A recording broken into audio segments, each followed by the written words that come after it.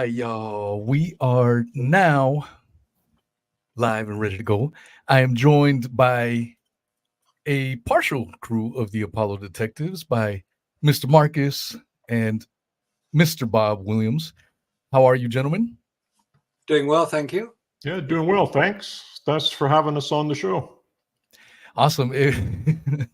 It's been, I think I first reached out to you quite a few months ago. And unfortunately, due to my work schedule, I rarely have any days off during the week. And then with it being a bank holiday in the States, I was like, let's see if I can get these gentlemen on today. And we had a little bit of a a little bit of a trying time, but we finally managed to get going. So I'm super excited to have you folks on. I first found out about the YouTube channel via Twitter. Someone uh, put a link. I think it was an interview with Dr. Raza on your channel. I listened to that and I was like, wow. I was surprised that a channel of your caliber could still be around on YouTube, to be honest with you, especially with all the censorship going on. And that's what started my relationship with Dr. Raza Vihari. I've had him many, many, many times on my show. And I wanted to get you gentlemen on the show as well. You guys have some excellent conversations and discussions on the whole moon landing fraud. And I'm super excited to have you. For those that may not be familiar, if you guys want to give a little background, a bit of who you are, what got you started into questioning the whole moon landing, and whoever wants to go first. There you go, Robert. Marcus? Okay, I'll start. It's Marcus Allen, my full name. I'm not the large black American football player by the same name, so you can always tell us apart. Now, I started getting into this moon landing controversy, let's call it that, over 30 years ago. A friend of mine, David Percy and Mary Bennett, had just published their book, Dark Moon, Apollo and the Whistleblowers, which is still available, probably the definitive book on the subject, insofar as it goes into incredible detail about what David was able to interview people about, the Hasselblad camera creators, some of the other people around. David went around the world interviewing people, and his book, Dark Moon, was the result. The book launch took place in London because obviously, I mean, I'm in the UK as well, and you can tell by my accent, obviously. The book launch took place in London during a television program called For the Love of Moon Controversies. It was a series of programs where people sat around being interviewed by John Ronson, who's quite a well-known journalist today. He was then. And he was asking various questions about it. And I started getting considerably interested in it because I was trained as a photographer in London back in the 60s. So it was a great time. I knew about the cameras. I'd used the cameras, the Hasselblad cameras. I'd used all that. So I was particularly interested in people who said, no, we landed on the moon. Look, we got all the pictures. So I started looking at these pictures and I realized that there was a considerable amount of evidence that these pictures could not have been taken on the moon. Now, over the last 30 odd years, I discovered why they couldn't have been taken on the moon. Because this is photographic film we're talking about, not digital cameras. We're talking photographic film. Some people may remember using photographic film. It's plastic-backed coated emulsion. Now, emulsion starts life as a liquid. It's a light-sensitive emulsion, and that's what records the photograph on the film. When we discovered, and this was done by Robert and by Scott Henderson and myself, we looked at the effect of vacuum on photographic film. And obviously the vacuum chambers that are available commercially in the US and in the UK really don't go very far in terms of hard vacuums, which is what occurs on the moon.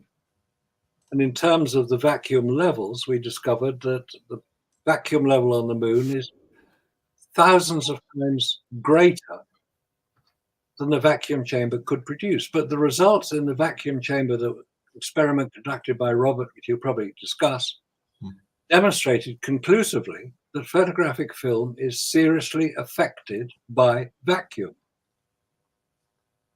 What occurs is the color balance of the film, because most of the Apollo photographs allegedly taken on the moon were in color. You can always tell because the American flag shows up in color, even though the moon is not particularly colorful as a location.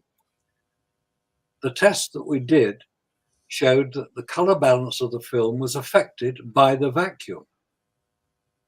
And as vacuum also has an effect of producing effects on the plastic backing as well, it causes it to become very brittle, because vacuum basically evacuates all the moisture.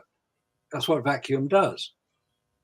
If it evacuates the moisture, plastic backing becomes much more brittle than it would normally be. Here on Earth, under the pressure we exist on quite normally, 14.7 pounds per square inch, we're used to that, but we're not used to operating in a vacuum. So these films demonstrated that vacuum would affect photographic film. There's no dispute about that. It's science. This is not conspiracy. This is science. Anybody can do the experiments. Anybody has access to a vacuum chamber, as several universities do, and we've been contacted by other people around the world who've listened to what we said about vacuum effect on film, and they said, yes, that is correct. That is what happens. So anybody can do it. It's not something that we're claiming as a unique experiment, because anybody can do the experiment.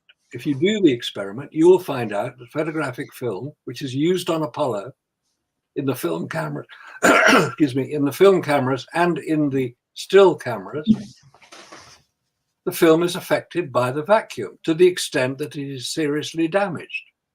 So the 5,771 photographs allegedly taken on the lunar surface could not have been taken on the lunar surface because none of them show any effect of vacuum damage. Then we come to the other problem, which is the radiation damage. We know that radiation affects film because radiation is part of the spectrum of light emitted by the sun. We call it visible light, the bits we can see or use to see. Radiation damages photographic film, which is why, if you recall, you used photographic film back in the 20th century, and you wanted to go through secure airport security where they had quite powerful X-ray machines to X-ray your luggage to make sure you weren't carrying anything illegal. You were always advised that you either put your photographic film in a lead-lined pouch, or you gave it to the agents by the machine to hand search any material that you had, because X-rays damage photographic film. There's a lot of radiation in space, a great deal of radiation in space. This is one of the reasons humans have a great deal of trouble traveling in space. Now, the International Space Station, the shuttle, everything in low Earth orbit is about 250 miles above the Earth's surface. Above that, there's something called the Van Allen radiation belts, named after Professor James Van Allen, who was the first to conclusively demonstrate they existed on the first satellite launched, or the first rocket launched in America in 1958. He put a Geiger counter in this rocket, Explorer 1, launched it up, and sure enough, it started to emit radiation effects to the extent the Geiger counter stopped working. Why would the Geiger counter stop working? Either it was something faulty with it, or it was overloaded. Long story short, they put another Geiger counter on Explorer 4, and sure enough, it showed huge levels of radiation to the extent that James Van Allen or Professor James Van Allen of Iowa University, who was conducting the experiment, said space is radioactive, which it is to humans. Us delicate little creatures here, we can survive on Earth. Put us in space, we've got to be protected. Were the astronauts protected from radiation? Well, there's one major effect of radiation in space, and the only protection that humans can have to ensure that they don't get damaged by it is lead shielding. Lead is very heavy. That's why it shields against radiation. Or water. But it has to be several feet of water. That wasn't supplied on the Apollo spacecraft, let alone the landers, because the moon is bathed in radiation at all times. If it's bathed in radiation, how are the astronauts protected against it? So, to find out that, I thought, well, the manufacturers of the spacesuits would know about that. So I wrote a letter to them saying, please could you explain what radiation protection was offered in the spacesuits used on the Apollo craft? And they said, we built them according to the specification NASA supplied to us. You better ask them. I'm still waiting for the reply. So there doesn't appear to be any agreement on how humans can be protected from radiation in space, which we all know exists. The most recent attempt to send humans to the moon is the Artemis program, using the Orion spacecraft. In December 2014, an unmanned Orion spacecraft was launched. It flew 3,500 miles out from Earth and then came back again. And we now know that the heat shield was damaged, quite severely damaged. And the radiation meters, measuring meters on board the craft, recorded quite high levels of radiation. So what was being done? What is being done? This was very nearly 10 years ago that this test was carried out. But humans have not, since then, no human has gone anywhere near the moon. The furthest a human has flown in space is about 400 miles up, when the space shuttle astronauts were used to repair the fault on the Hubble Space Telescope. But 400 miles is still below the Van Allen radiation belts, which protect Earth. So no human has flown further than that, including the Apollo astronauts. Because if they had, they would have been severely damaged, physically harmed by the radiation. Which exactly is why we only send dummies to the moon 55 years later. That's all we can send.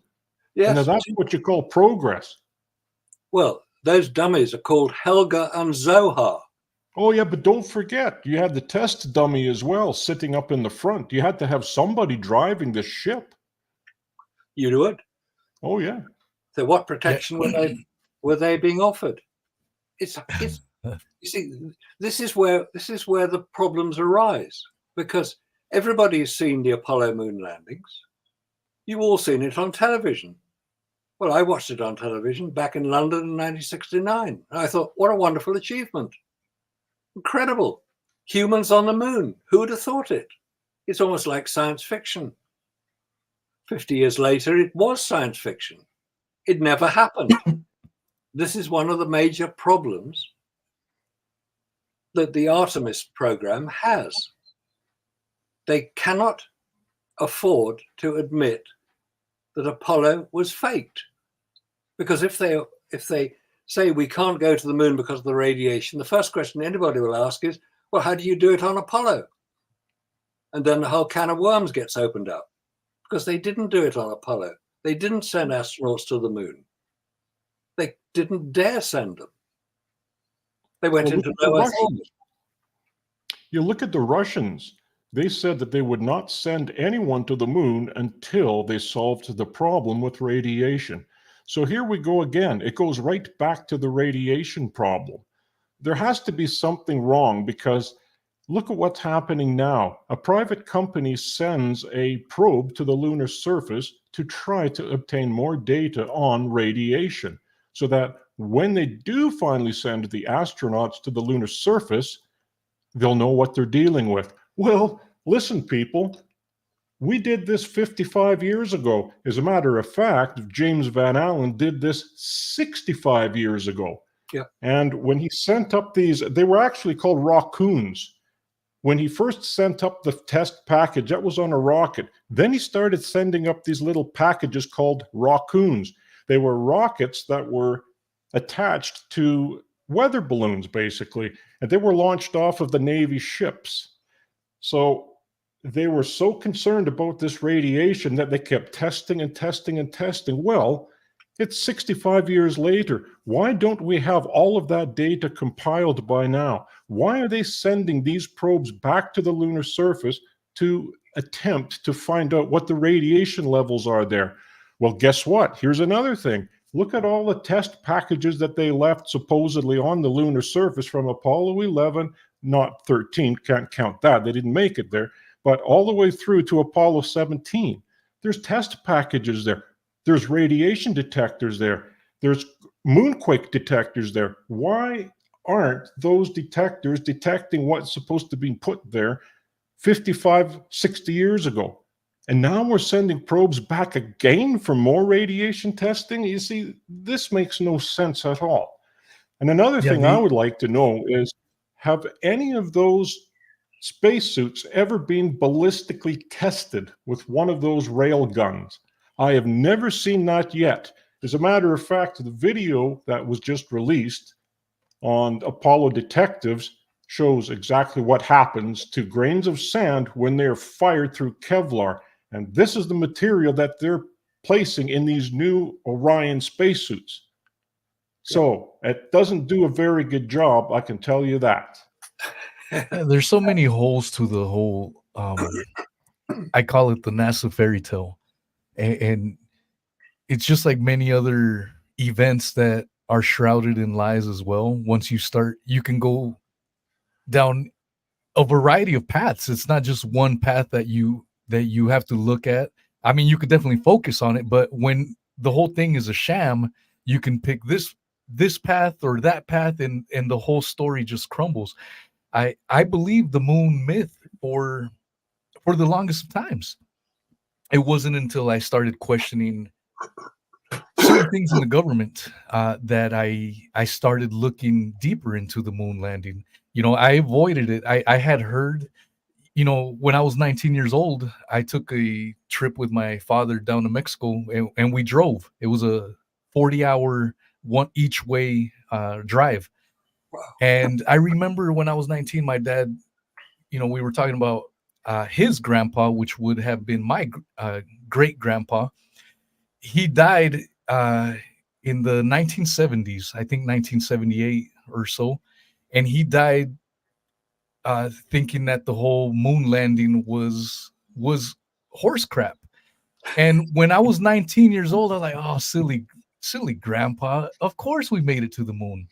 Now, all these years later, I'm like, holy smokes, what did my grandpa see that made him say the whole thing was hogwash, even way back then? Yeah. And you see these videos of the lunar landing or the lunar lander taking off, and all these little digital sparks coming out.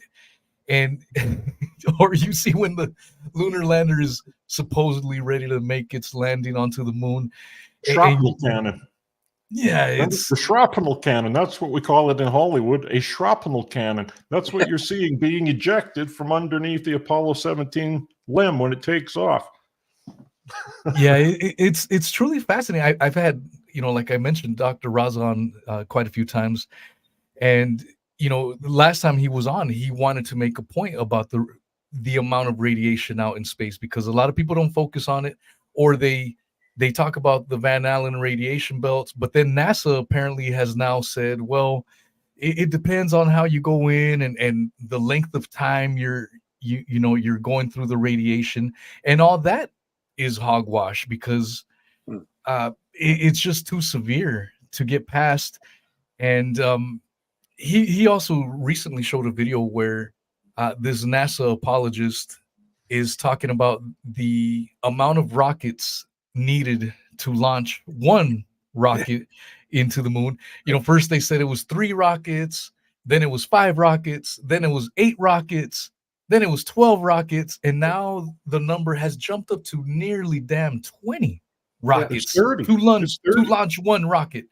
Yeah, and we're talking about massive rockets. We're not talking about little, tiny little things. We're talking about huge monsters, and the amount of fuel it would take to power each one of them is what's making the Artemis program stall and put it back even further, which again to me symbolizes that we did it with 1960s era's tech, but now with all the technology, all the advances we have made, you're still having a hell of a time trying to get one damn rocket back into the moon. The whole thing is preposterous when you really think about it. Oh, it's preposterous, all right. And I'll tell you another thing that's a little preposterous is especially when we take a look at one of the Apollo 17 astronauts. Now, this astronaut, which I've shown in a few of the videos on Apollo Detectives, this poor astronaut is trying to walk up a little incline. And what is really strange about it is that the rover is actually right flat surface. It's level with the surface of the set or lunar surface, whatever you guys want to call it. But it's level with the surface. Well, it's very odd because when you watch the astronaut's backpack, the PLSS, he has a little tab hanging off of that PLSS, okay? And what that is it's acting like a plumb line. So when the astronaut's tilted back and tilt forward, you would be able to see that plumb line. It's going to be straight no matter what, because the moon still has 1/6 gravity. But my point is this: why would an astronaut now, when it's perfectly level, and he is actually being dragged backwards up a hill? He's actually being dragged backwards, and he's trying to fight it. And you can see the dirt being kicked up by his boots. It's the most ridiculous thing I've ever seen. Now, I really don't understand how that can happen. Now, another crazy thing is those rover tracks. Now, that's what got me involved into this, was when I saw those rover tracks, and it was actually William Swithin that showed me these tracks. And I'm looking at them and I'm going, my God, these are different. I don't believe this. Then I talked to Scott, and he shows me that on Apollo 15, 16, 17, the rover frames are different. So now we have Apollo 15. Got have one rover, Apollo 16 rover, Apollo 17. Put the 3 rovers up there, and the frames should be different, and they are different. Here's the catch, though. When you look at the Apollo 17 rover and compare that with the 15 rover, it's the same frame in all 3 videos.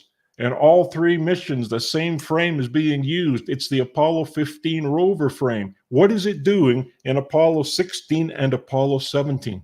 That's the real catch, that one is. But again, we're so far advanced these days that all we can do is send test dummies to the moon. That's it. That's all we're able to do. Yeah. How sad.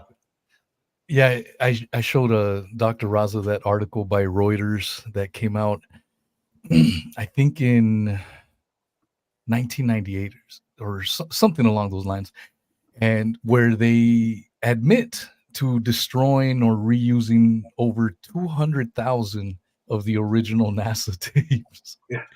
So this is mankind's greatest achievement, and you're gonna erase or re-record it all over them. Yeah, re-record it all over the tapes.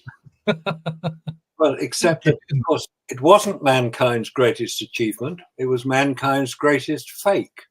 Yeah. And how, by the way, how can these astronauts, for example, we see what happens when this one fella, he was putting dogs and animals in chambers to see how they would react. And according to him, this was done way back in the 60s, but the chamber had dogs in it, and he was trying to experiment to see when would the dogs return to normal again. Well, it doesn't take much to kill the animal, especially when you evacuate all the air. But here's the thing. It only took, I believe, 1.34 seconds for that dog to die. So they were really careful when they were doing this with other animals. Well, now we come to rabbits. And here's the interesting thing with rabbits. Before the Apollo 1 fire, they were testing rabbits in pure oxygen. And what had happened was they did this with different animals. So they did it with cats, they did it with dogs, they did it with different little, mice and gerbils, hamsters. But then they come to rabbits. And guess what happens when they put the rabbits in a pure oxygen environment? Poof! That was the end of the rabbits in the room. Yeah. Because the rabbits were jumping around each other and a spark occurred and the whole place went up. So you have a calorific bomb. And yet these experiments failed 7 times. We have 7 times these animals, they all died. Yeah. Now, why would you go and put humans or subject human beings to that type of environment and one spark and you have a calorific bomb on your hands, which Apollo 1 was? And then one other point is that when you're in space, and let's look at the dogs and the animals, for example, they're in a chamber. Well, that's the same thing in space. You put water in a vacuum chamber, it's going to outgas and bubble, boil, outgas. You do that in space, the same thing, except it's going to happen a little bit faster. But then we come to the space shuttle. And here's this guy outside of the shuttle grabbing onto the International Space Station when they were assembling it.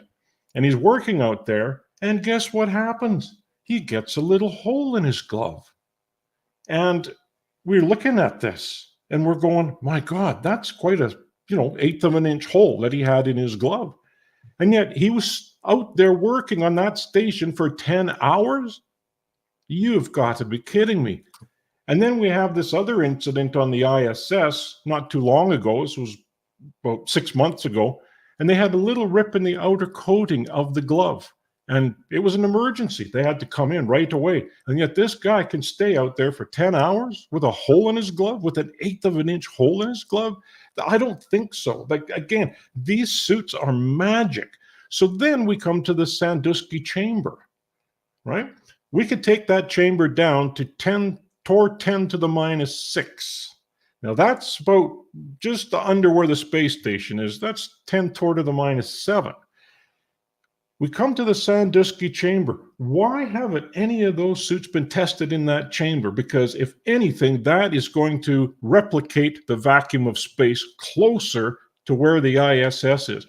Why don't they ever put an Apollo spacesuit in there? Why don't they ever subject it to an Axiom spacesuit, these new fancy suits?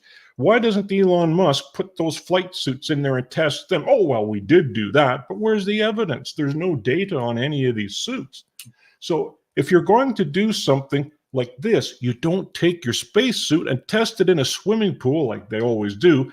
Put an oxygen hose on the spacesuit and leave the tanks up above. You see, we don't need the tank. So if you're going to test oxygen, if you're going to test that breathing system, you're going to wear them in just like the divers do. But they don't do that. They remove the tanks and they run a hose from the surface of the pool down to the astronauts. And that's supposed to replicate space? Come on, guys. You've got to be kidding me. You don't test things in a swimming pool. You put them in the Sandusky chamber that replicates space, and that's where you do your tests. You know why they won't do that? Is because the suits would explode and it would ruin the turbo pumps in the chamber. Because this is exactly what Bill Demos was going to do for us with those magic pens that work in space. And he didn't want to do that because the cartridge would explode and it would tear apart the fans, the turbo fans. Yeah. So that's the only reason why we haven't got to that experiment yet. But the Sandusky chamber, that's going to smoke the whole thing right out. Do that, and we will see the suit explode and Apollo's finished. That's what I have to say on that. Yeah. I mean, like I said, there's so many parts that you could just pick apart.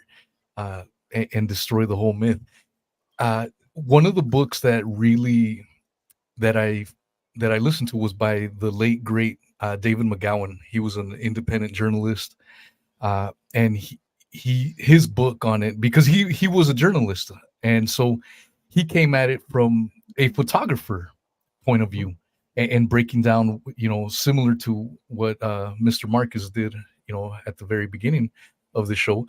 But one of the things, you guys mentioned the magical spacesuits, and one of the things he points out is how, yeah, these suits could tolerate the extremes of both ends of the spectrum in regards to heat or cold.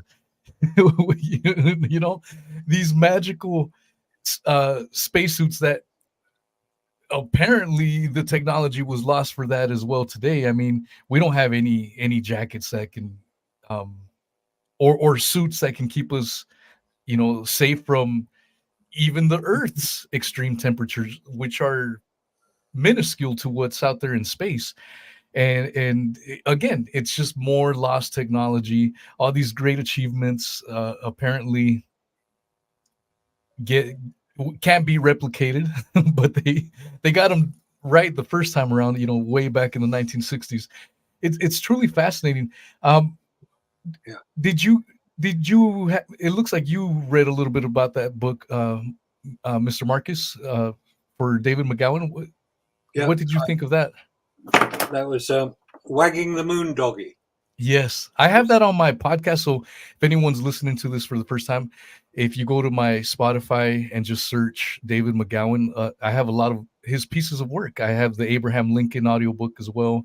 But Wagging the Moondoggy is on there. What are your thoughts? Yeah. No, I thought Dave did an incredible job on that, because he kept the whole thing light. It was all humorous. Well, not funny. It was written Sarcastic. That's right. Yeah. Yeah. He was just saying, look, how do you get this to work? How does this work? How can we do this? And he was just basically asking the question, which is all you do. It's what I do. It's what Robert does. It's what many of the hundreds of Apollo investigators do. We call ourselves the Apollo detectives. We've been doing it for many years now. We're just looking at it. And that's what Dave McGowan was doing.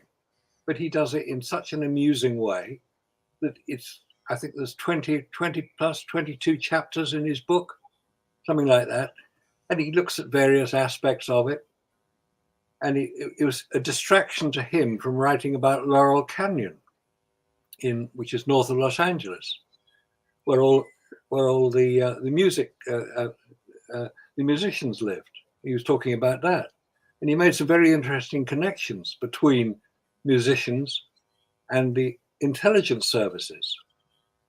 For instance, did you know that the commander of the USS Maddox, which was the lead ship in the Bay of Vietnam, which was allegedly attacked by North Vietnamese torpedo boats in the late 1960s, which precipitated the Vietnam War? The commander of that ship was Admiral George Morrison. His son was Jim Morrison of The Doors, great singer. So there are links between a lot of these things. And once you start getting into it, it's basically a huge rabbit hole, which you'll probably never get out of, but it's great fun going into it. And some of the things... Go ahead, I'm sorry. Yeah, I was going to say, what Dave wrote about was one of the best explanations of how Apollo could not have happened. Couldn't have happened. Well, we now know it never did happen. It was basically a brilliantly executed propaganda exercise in order to persuade the world that American technology was superior to that of the then Soviet Union. The Soviet Union were never going to try and land on the moon. They said they were, but they had problems, and they were honest enough to admit what those problems were. And the main one was radiation, which we've discussed. They actually said, we will not be sending any cosmonauts to the moon until we can ensure their safe return due to the dangers of radiation. They were fully aware of it. So what was the Apollo program about, really? It was to demonstrate that America was a superior culture to that of the Soviet Union. It was capitalist or communist. Now, there's an interesting link here. We haven't really discussed Apollo 13 because everybody says, oh, that was the one that didn't land. Yeah, that's quite right. It didn't land on the moon, but it was launched. The same as Apollo 11, which did land on the moon, we're told. Apollo 12, which followed it 6 months later. And then Apollo 13 comes along in April 1970. They were launching them every 6 months. How often did they launch Artemis? That's another story. Apollo 13 was launched on April the 11th, 1970. And it flew to the moon, we're told, after an oxygen tank exploded. And it came back, and everybody was happy because the astronauts leapt out as if they'd just been on a quiet little Sunday afternoon stroll and walked around and were heroes, and everybody was very happy that they were still alive. Quite right too. What really happened on Apollo 13 was quite different. Apollo 13 was launched on April the 11th, as we saw. The next day, in the Bay of Biscay, which is off the coasts of Spain and France, the Soviet Navy, who were conducting naval exercises in the area, came across and recovered an American command module. It was empty, there was nobody in it.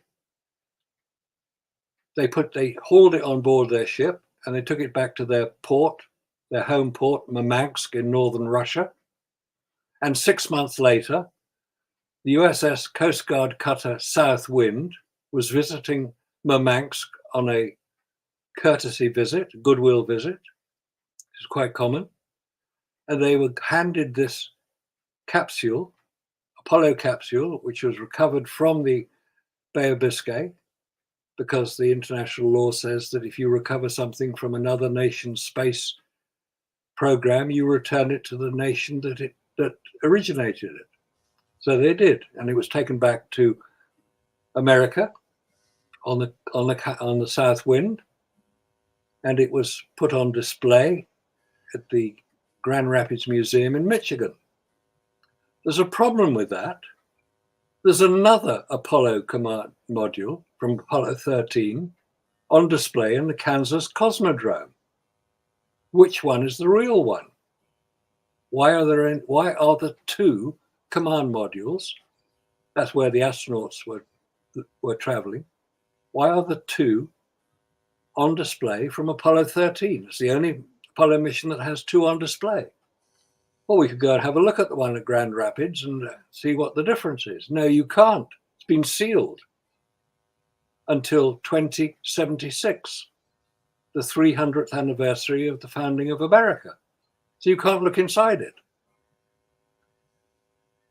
But the Russians would have had a good look inside it because they handed it. There are photographs of all this. This is not some sort of weird story.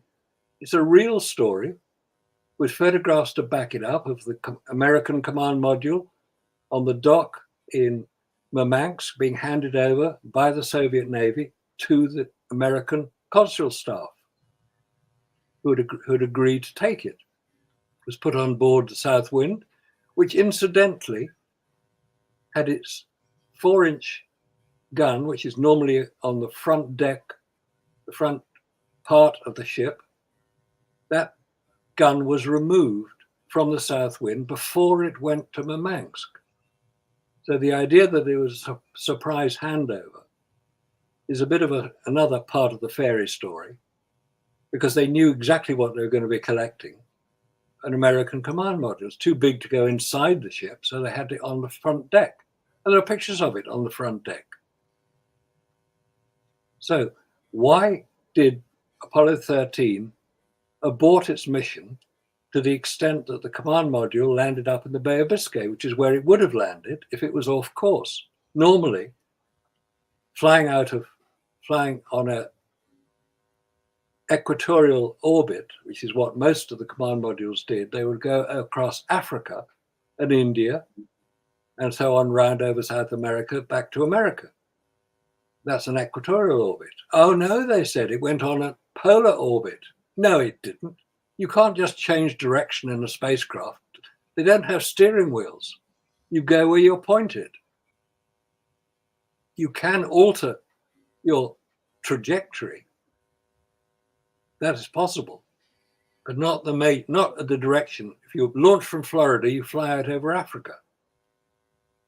You don't fly over the poles. If you're going to fly over, which you can do, you can fly over the poles. You launch from California. Vandenberg Air Force Base launches polar orbits. That's where the spy satellites orbit. So the Earth goes underneath them and they can photograph whatever they want as they orbit. But the Apollo craft were all launched from Florida, across Africa, and then they flew off to the moon, we're told. But we're told we can land on the moon, specific spots in the moon, but when they come back, it's just some random spot in the ocean. Yes. And they got to quarantine because they're going to bring in some space germs. And I know. The whole story is hilarious. It is. But it makes a sort of basic comment. It makes a basic story, which people, we're talking about now. We're talking about this Apollo mission now, 55 years after Apollo 11 landed on the moon, and over 55 years after Apollo 8 orbited the moon, we're told. Why are we doing it? Because we haven't been told the truth about Apollo. Now, there's a problem here. If the US president, whoever it is, gets up and makes a public announcement, okay, sorry guys, Apollo was fake, but we had to do it for these reasons. The result of doing that would be catastrophic for America. The first thing would be, well, if you lied about Apollo, what else have you lied about, guys? And I can tell you what they've lied about.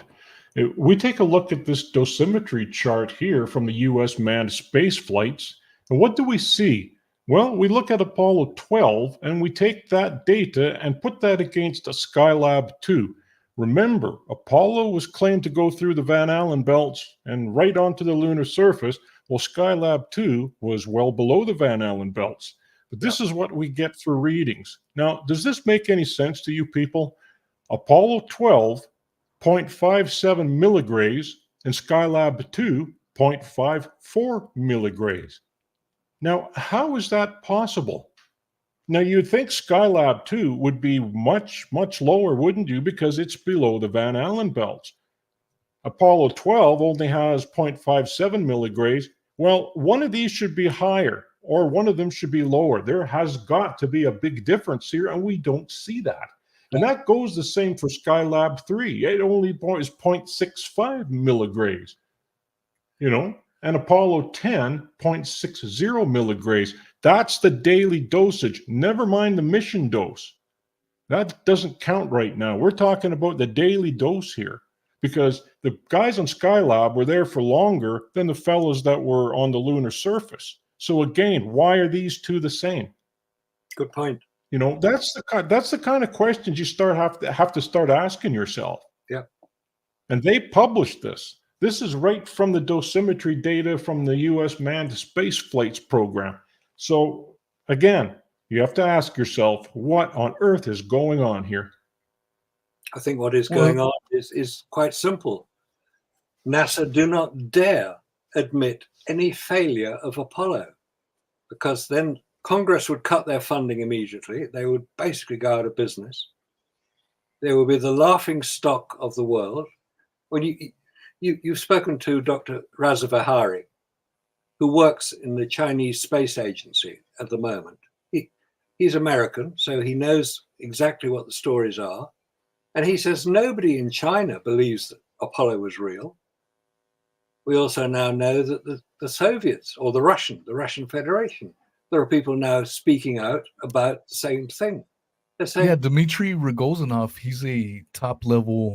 was a top level Russian cosmonaut during the Apollo program, and then he was, I, I think he may be retired now, but a couple years ago, what he said should have made headlines all over the world. Yeah. And he said, yeah, the Americans never made it to the moon, which is a strong rebuttal to a lot of these NASA apologists that say, well, if we didn't make it to the moon, the Russians would have talked. Well, in fact, we do have Russians that have spoken. And then not too long ago, some AI, some images were shown to Vladimir Putin that were deemed fake. So they were original NASA, quote unquote, original NASA photographs, and AI deemed them as fake. And so their rebuttal to that was, well, not too long ago, AI said that there was black Nazis. And so in my mind, I wonder if that's why that came out, that Google made black Nazis and everything, so that could be used as a defense for AI deeming NASA photographs as fake. Uh, you know, it's just an incredible lie. And kind of touching back to David McGowan, when he writes his book, you know, he kind of answers that question as well. It's like, why are they lying to us about this, 55 years later? Well, they're still lying about the Abraham Lincoln assassination 150 years later. Yeah. And so I know some folks, I have mixed feelings. I know Dr. Raza thinks that some kind of disclosure is coming where they have no other option but to admit that it was all nonsense. I don't know if I agree with that, because Well, you know what, Wheezy, can I just chime in go on ahead. that? Yeah. Well, the reason why I think that you were right about this is because, let's face it, let's look at all of these cameras and trinkets that have been selling for up to $500,000 at the Sotheby's auctions and other auctions. You have Alan Bean's paintings that are supposedly have moon dust in them. You have all these, you have the Hasselblad cameras, you have the trinkets, you have the coins that supposedly one of them took. You have all these trinkets. Now, let's say, for example, they're selling off these, little pieces of moon rock, which they're not supposed to have, and the cameras and stuff. Well, that's a lot of money. Let's just look over here on the web and see just how much that these little trinkets are going for. You wouldn't believe it. Now, that means if it was faked, if they claimed it was fake, they came right out with it, NASA would be giving a refund to every single one of those persons because it would be absolutely worthless. Now, can you imagine the chaos that would cause? Just that alone. It would. So that's just one thing. So that's my take on it. I mean, yeah, it's just a huge story. I mean, we get taught this in our schools. Our kids are still getting taught this fairy tale in school, and I only started questioning it only a few years ago. I want to say 6-7 years ago is when I really started going in. I think once I started questioning the government on other subjects. That's what made me more receptive to revisiting the moon landing. I had to see some lies, and verify. I'm like, okay, so if they lied about this, what else are they lying? And so I did go to Cocoa Beach a few years back. I wanted to see the lunar lander replica at the NASA space station. And at this point in time, I was 50% on whether we made it or not. I was on the fence. Well, maybe we did make it, maybe we didn't. I was on the fence, and I'm just being honest. Yeah. And so I went to see the lunar lander, and excuse my language, but I was like, holy shit. I'm told that this flimsy ass thing made it to the moon, but I highly doubt that this flimsy vehicle could even survive a Florida hurricane. But this thing made it to the goddamn moon. It was at that point where I went from 50-50 to now I'm like 80-20, and then now I'm like, yeah, there's no way. I mean, the overwhelming evidence against the myth, and that's I have this quote that was inspired by the late Carl Sagan, where I tell people, I go, look, the onus is on NASA. NASA has made the extraordinary claim that man landed on the moon with 1960s era tech. Yeah. The evidence to support this claim is flimsier than the lunar lander itself. And so it's a joke. They're the ones making the claim. It's not up to us to provide the evidence to debunk them. They're the ones with the claim. Well, it's an impressive piece of... Oh, sorry, Weezy, go ahead. No, I'm sorry. Yeah, that's pretty much it. Yeah, no, I was going to say, it is an impressive piece of kit when you go and look at it, isn't it?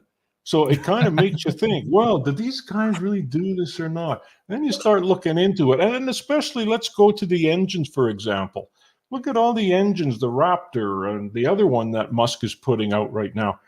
I mean, let's face it, the latest tech is the oldest tech that works. Now, the only thing that can possibly, supposedly get them to the moon are those F1 engines or a whole cluster of these Raptor engines or Merlin engines, whichever one. I believe it's the Raptor engines that he's trying to use to put 30 Raptor engines on the back. And we all know what happened when Russia tried doing that with the N1. They did it 4 times. And guess what, folks? It blew up 4 times. The last one was such an explosion that one of the satellites picked it up from the States. It was ridiculous, this explosion. And that's why Russia couldn't hide it anymore. So when that finally came out, well, what are we seeing now with Elon? 2 starships now have exploded. The first one ripped itself apart. The second one, well, it finally tipped over on its side, and then it exploded. And where are all these pieces and parts coming down? Right into the ocean. And that's really doing a lot for the environment, isn't it? But now let's take a look at the other instance where you have Jeff Bezos fishing one of those F1 engines out from the bottom of the ocean. He brought that up, they rebuilt it, and they test fired it. And guess what? It worked. So if NASA claims that they cannot reinvent or upgrade or rebuild one of those F1 engines, there's something wrong. Because if a guy can fish that out of the Atlantic Ocean that was deeper than the Titanic in the Atlantic Ocean, then we really have a problem, especially when it worked after they fired it. And it had been down there for how many years, rusting, and fish using it, marine life using it as a new home. But that's the whole thing, guys. Yeah. There's something wrong here, isn't there? So you can't go saying that they can't rebuild this old tech, or we've lost the tech, or any of that. Well, the tech worked just fine when Bezos rebuilt it, didn't it? So forget that one. All the NASA proponents can put that one to sleep because it doesn't hold water. Excuse my pun. Yeah. I'm going to play this. So if you're listening to this audio only through the podcast, make sure you follow me on the video platform so you can see the video. But a lot of people have seen this infamous Apollo 17 liftoff from the moon. Shrapnel cannon. This is one of the shrapnel cannon. Yeah, this is the hilarious clip. Let's play it. Engine arm is out. Okay, I'm going to get the pro. 99, proceeded. 3, 2, 1. Ignition. Right away, Houston. Vector grid. Ag side. Pitch over.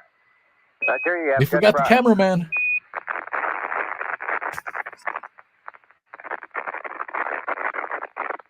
Okay, 30 seconds. 308, your number. Take coming through 1,500 feet, and H-dot looks good. So in that clip, I want to describe it for the folks. We see this flimsy lunar lander allegedly taken off from the moon's surface, and the camera pans up. NASA claims that they timed their panning to a few seconds delay. That's their claim. But if you read the comments, even the ratio on it, the video has 5,000 likes, but well over in excess of 1 million views. So it's the ratio is extremely low, and all the comments are talking about the cameraman was forgot.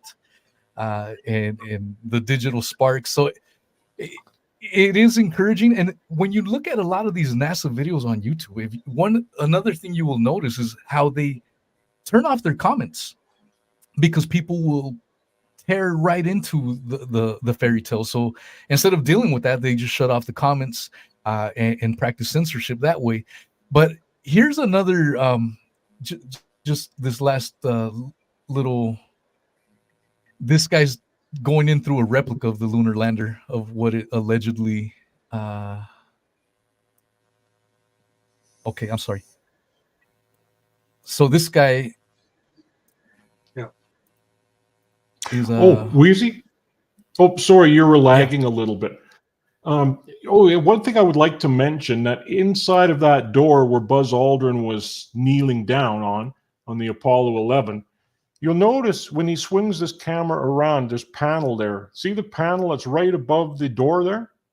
Watch. There he is, right? Look at the panels above there. And yet that's where Buzz Aldrin is, right there where all that equipment is. So how can he be in there when that door and that equipment are in the way? His backpack, his PLSS is right up against that door on the outside. So all that equipment there that's right underneath the door, nobody can be in there if there's that equipment in there, which goes to show you that that LEM has nothing in it. It's just nothing but a prop. Or if it is a LEM, like a real LEM, which we think it is, that equipment just doesn't exist in it. They haven't put it in yet. No. I just wanted to make that point because it's important. And also, what are your thoughts on this? So to me, when you look at the footage of the lunar lander and even some of the photographs, it appears that this unit, this replica, quote unquote, of the original model, appears to be like they attempted to make it bigger than, when you look at some of the photographs, the thing looks tiny as hell. You're like, 3 astronauts in suits fit in this damn little thing. It doesn't seem to add up, and I think maybe that's why the replicas look a little bit larger. And even then, they're still tiny as hell, like you just pointed out. There's just not enough room. Well, look at what happened with Trevor Weaver. Him and one of his neighbors that he got into, or rather invited him over to try this out, and they put on packs on the back of their backs, and they put on these heavier rain jackets and suits. They try to puff themselves up and make them exactly the same dimension as the Apollo suits are. And they made a door out of plywood in this tool shed, and they both tried that. They both tried to see if they could how easy it was to get in and out of that door. And I'm telling you, those guys had a rough time. And then when they did get in, they tried to help each other take the packs off. Remember that, Marcus? Remember he was saying that? And they couldn't do it. And there was just the two of them, and they couldn't do it. Yeah. So that tells me something too. Yeah, because you then have to ask the question, how did they get into their spacesuits in the Apollo landers when they were on the lunar surface, allegedly? They had to get into their spacesuits. Now, we've seen pictures of astronauts being helped into spacesuits in the suiting up room at Houston, and it takes about 3 people to help one astronaut get his spacesuit on. Mm-hmm. Now, they were in a big room in Houston. In the lunar lander, it's tiny. It's about the size of a small closet. And there are 2 people there. All right, one will help the other. Well, I've showed Mr. Bean. Yeah, I've showed Mr. Bean trying to get dressed in that little car of his. That little clip there. Mr. Bean trying to, look at that. Look at how big that was there and how much trouble he was having. I don't think that he was just doing that by himself. There was a stunt man in the back helping him. Of course there was. Yeah. So, come on. This is just foolishness. Well, have you guys, so one clip that I want to share with you guys, I don't think too many people noticed. So when I was still in my journey into investigating the moon landing, I was still following Neil deGrasse Tyson, the world premier astrophysicist, and he has a show called Star Talk. And, I wanted to increase my scientific knowledge because I didn't finish college, unfortunately. And so a lot of my learning is through audiobooks. Now that I'm older and scientific programs, I'm even though I didn't finish college, I'm trying to always further my understanding of the world. And I started to follow his program. And one day, I remember listening to this episode, and I was still on the fence. I still wasn't sure. And when I heard Neil deGrasse Tyson, this one's the one that started swaying me the other way. Like, yeah, I don't know if we made it to the damn moon. So I want to play this for you and get your thoughts on what this world premiere astrophysicist says here. Point of scientific romance where you have an object of interest that you study, and when you go home, there it is in the sky. Oh yeah. And it's there to remind you to come back the next day, I guess, because so much of science involves things you can't see. It's too far away. You need a big telescope, and you have it right there as this daily poke. And it's the only place where we've actually been. Yeah. But even so, we know hardly anything. We've landed in 6 spots on the moon. Imagine landing in 6 spots on Earth and saying, "Yeah, I know Earth. We got Earth all sewn up." Yeah. But I'm just saying, like, it's kind of cool that we can go there. Like, I'm surprised that we haven't gone back more and more. No, it's not that we can go there; is that we once went there. We don't know how to go there today. We got nothing that will get us there. So what? Are you serious? Yes, dude. Come on. What do you? We're working on it. We can't go to the moon today. No.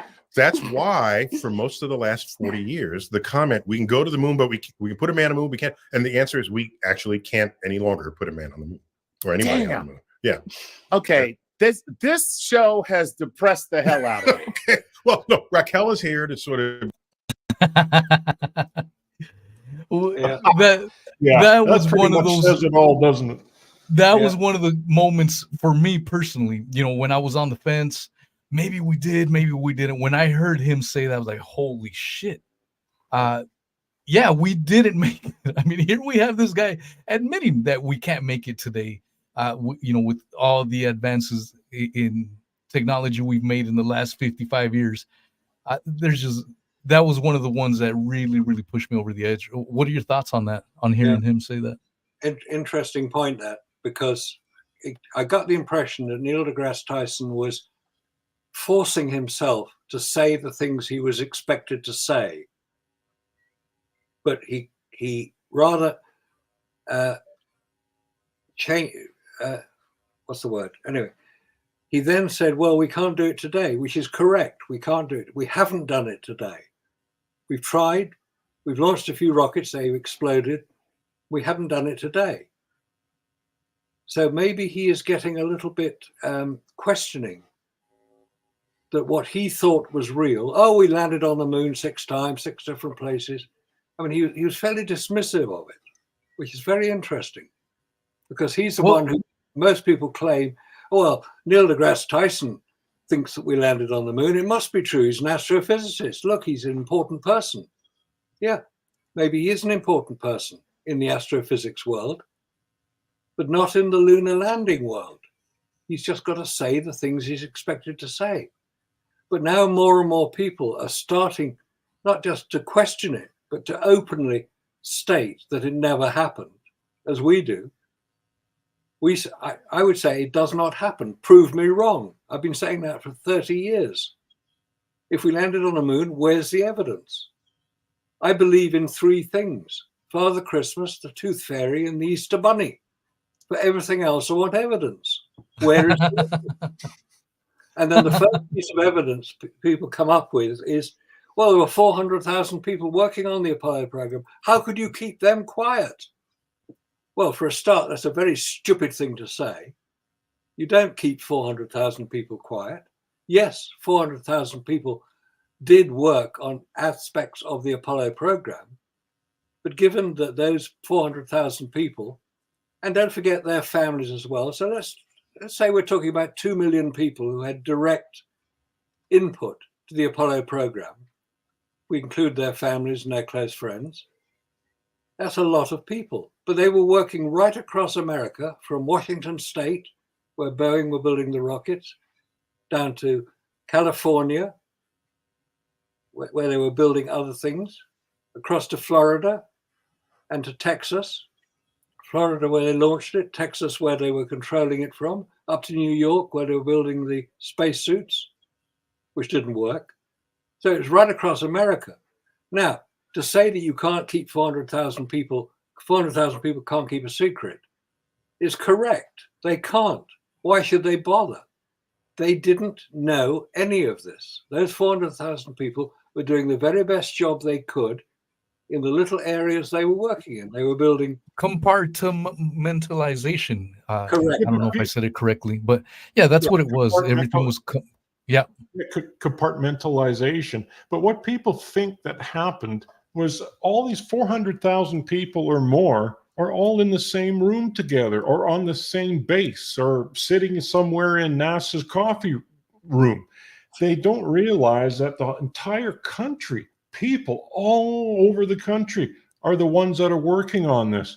Let's face it, if you're working in a machine shop and you're building something out of metal, like, I don't know, say you're building a cannon, well, one part of the shop might make the tube, and then the shop down the street there, a same part of the warehouse, but they're just further down on the corner of the street. Well, they might be making the firing mechanism. They're not going to ever see each other if it's a massive factory, are they?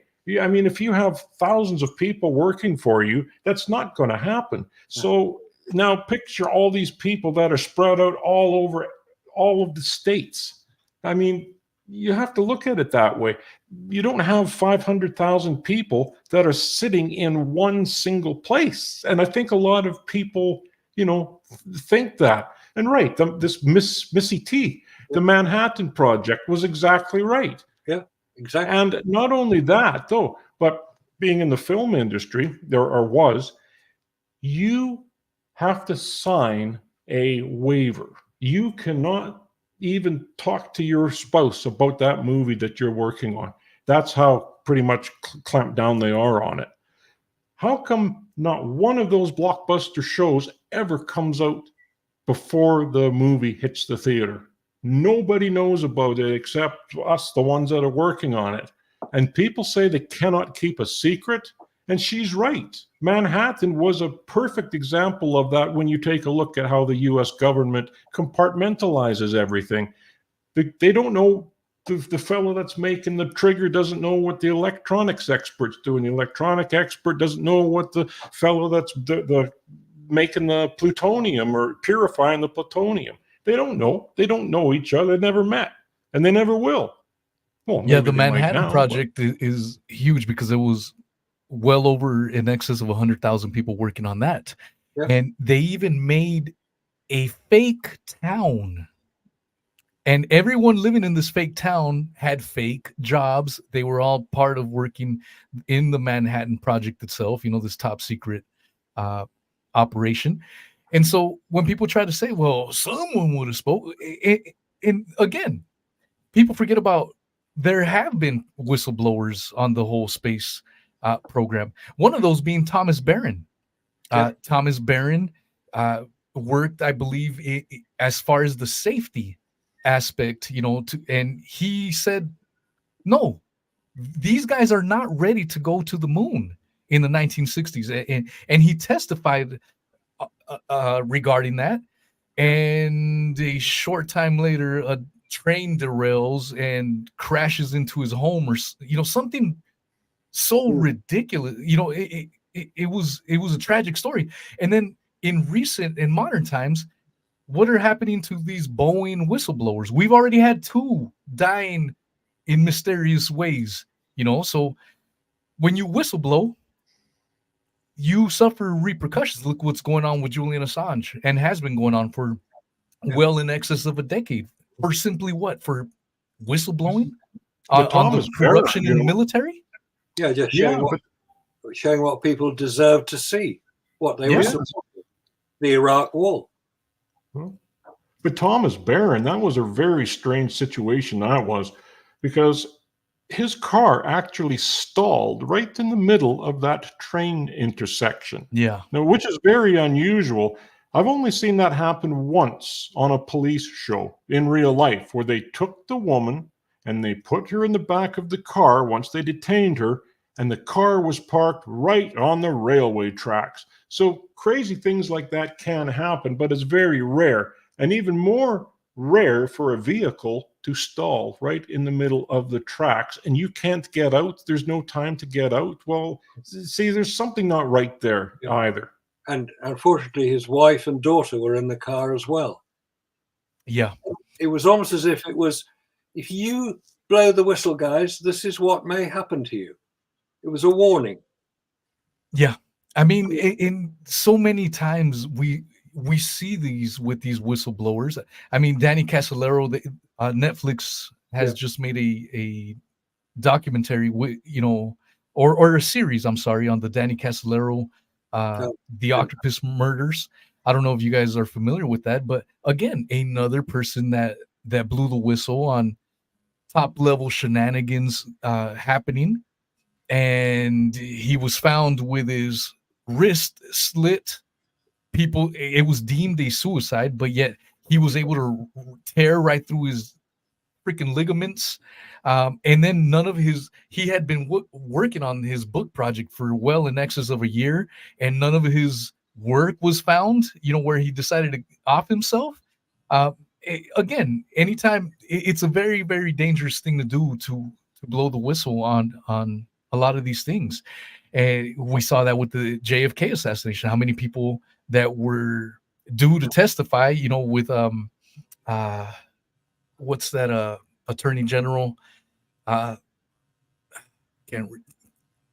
he was an attorney general from Louisiana who wanted to make a case, for deep state involvement, and a lot of his witnesses that he was calling to testify just started dying mysteriously.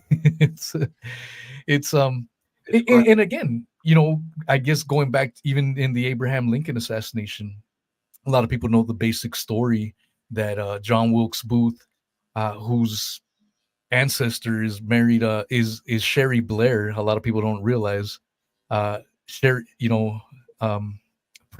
ex-PM Miss Tony Blair's wife. Yeah. Sherry Blair is a descendant of John Wilkes Booth. What are the odds of that? But in that case, you saw a lot of people just passing away, or just dying mysteriously, falling off of a horse and dying before testifying. Yeah, it's the same with cars, right? With the water engines. I mean, look at some of these guys. One guy, he kind of disappeared, but the other fellow was interesting. He actually had something. Now, he was going to go and he was having a meeting with some investors. Well, he didn't make it outside of the restaurant because he was poisoned. They poisoned him.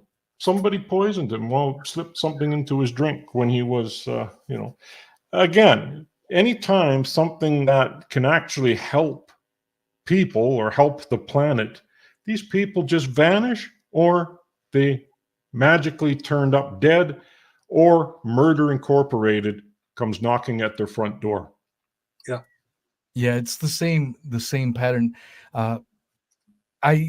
Before we were gonna do an hour and a half, and gosh, time is flying. So, and I'm enjoying this. That was one of the things I wanted to ask you, gentlemen. And it sounds like you've kind of answered my question, just with with what you guys have been commenting. But so we know none of us here believe the moon landing story. It's all a fabrication. And so if we know this is a lie, what else are they lying about? That to me is why I tell people it's important to know that the moon landing fairy tale is exactly that, a fairy tale. Because once the other shenanigans start popping up, you are more in tune. You're not going to be deceived very easily, whether it's some kind of mass virus going around or whatever. Would you guys agree with that, or do you guys still, maybe you have similar thoughts, or maybe each of you has a different thoughts when it comes to trusting the government? How do you feel about it? Well, one thing I feel about, I mean, I'm of course a Canadian, but when I start seeing Twin Towers, that incident really it struck me. It struck a chord in me because I can't understand how two towers like that can come down, especially pancake like this. And of course, an airplane. I've watched that. I've seen the cockpit actually come right out the other side of that building, and there wasn't as much as a dent on it, on the nose where the radar dish is. So unless somebody's manipulating these photographs or they're manipulating the video, I don't know.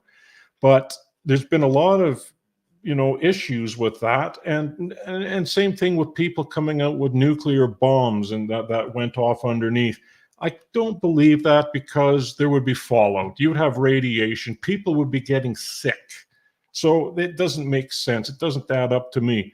But when I saw Building 7 come down, I knew something was wrong. That's the CIA's headquarters, the most secure place, one of the most secure places on the planet, in fact. Yeah. And they're evacuating everybody, telling people, oh, don't come into work today. And then this just falls down. I mean, I went right over to some of these places that were in India and on the eastern parts, and I'm looking at big earthquakes, and the buildings are actually swaying back and forth like they're supposed to. Granted, one of the buildings did tip, but it was only 12 stories, but it tipped. It didn't actually fall over. And yet this whole building with bulletproof glass too, mind you, just came pancaking right down. That's a controlled explosion. All three of them. Yeah, all three of them. That's right. That's a controlled explosion. Anyways, that's what I have to say. What do you have to say, Marcus? Well, it's the same. And it's that. Remember the BBC broadcast where they were announcing that the building had fallen, but it was still standing behind the reporter. It was still back there. Yeah. I don't think that reporter's been seen on screen since then. I don't know what happened to her. Wow. But yeah, there are so many things. I mean, if you can say there's a good thing about the Apollo hoax, it's that very few people have died. With the 9/11, over 3,000 people have died. With the Vietnam War, 58,000 people died. Iraq War, over 1 million. Millions. Yeah. I mean, that was absolutely devastating. And that poor country has hardly recovered since. And all its museums got raided. People just took advantage of it. And yeah, there are so many things which are starting to come out. It's what you said earlier. It's that people are beginning to look now. If you take one of these things, just one of them, and you say, what I've been told is not the whole story. It's not the truth. It's not it doesn't make sense what people are talking about. You start, and you then say, well, what else hasn't people been told the truth about? It's what Dave McGowan said. You have to question everything, and the moon landing is similar to all these events that are full of questioning. I mean, in 9/11, I tend to focus a lot on the alleged hijackers, partially because I live in Venice, Florida. Venice is where Muhammad Atta allegedly lived and trained, and the late Daniel Hopsiker did a documentary on Venice, or Muhammad Atta and the Venice Flying Circus, which again I uploaded onto my Spotify and Odyssey channels as well. And we were told that these hijackers were these devout jihadist Muslims, and through his research, he tracked them down, because what first put red flags in his head, he's like, wait a minute, my parents live in Venice, Florida. Venice, Florida is full of old white people. These middle-aged Arabs would have stuck out like a sore thumb in Venice, Florida. And so that's when he started tracking them down. He tracked down their landlord, the guy that rented their car, the stripper girlfriend. He tracked down everyone. And you find out that these guys weren't devout Muslims at all. In fact, they love doing cocaine and going to strip joints. And and they spent money like freely. And then you find out the 28 pages report, which is a classified government document. It's not a conspiracy theory. You find out that the royal Saudis that funded these hijackers while they stayed in Venice, Florida, lived just 20 minutes up the street in a gated community. And a month before 9/11, packed up their stuff and went back to Saudi Arabia. Instead of attacking Saudi Arabia, we attack Iraq and Afghanistan. And so if you don't want to go any further and say that there's any more nefarious, at the very minimum, you have to, using the 28 pages report, well, they allowed it to happen because, and why are they censoring the name of the royal Saudis? Why were they never brought to justice? So that's where I take people, that don't want to go any further. And as far as controlled demolition, I mean, that's one that will make you think and wonder, oh, wait a minute, you're right. Why are they covering for these royal Saudis? And then you have the funny anomalies, which again, you always find these weird coincidences. So I guess I'm a coincidence theory, but the morning of 9/11, George Bush was up the street 20 minutes away from those guys at a elementary school in Emma Booker or Emma Booker Elementary. He was reading My Pet Goat. Yeah. And within walking distance from that school was Muhammad Atta's favorite strip club. Just some crazy coincidences all around.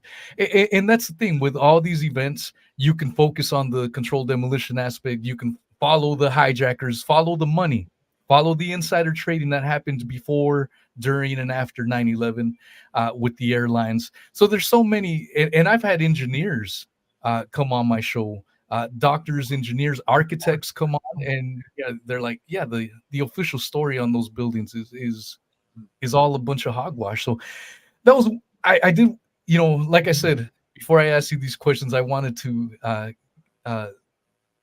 I was gauging how you guys were answering, earlier on in the show, and I had a feeling that you guys do question a lot of stuff. Yeah. Well, I've spent the last 30 years publishing this magazine in the UK, Next Magazine, which covers exactly these sort of subjects. Awesome. Hidden history, future science, politics, health issues, UFOs. Is it online? Is there an online version? nexusmagazine.com. You'll find it online. And also you'll find it in Barnes & Noble. Go in there. Okay. New issues due out next week in America. It's published in America. It actually comes from Australia, the magazine. I publish it in the UK. Been doing it for 30 years. It's great fun. Oh, just wanted to show you something. Piece of moon rock. Yes. Oh, hey, you're not supposed to have that. No, I know. I'm not. Oh, no, they're going to come after you. They're going to come after you. Come and get it. Come and get it. My moon rock. Come and get it. So that's where it went. That's where it went. They said there was a piece missing from a filing cabinet last year, so you have it. That's where it went. And this, in case nobody's seen it, this is photographic film made by Kodak. Oh, speaking of photographic film, that was interesting when we did those experiments, wasn't it? Because I'll tell you something, that film, even when Bill Demos did the experiment at the university for us, the University of Patras, Greece. Yep. His came out fogged as well. It did. Hey, Scott. Hey, there's Scott. Yeah, nicely back. Finished my little babysitting job.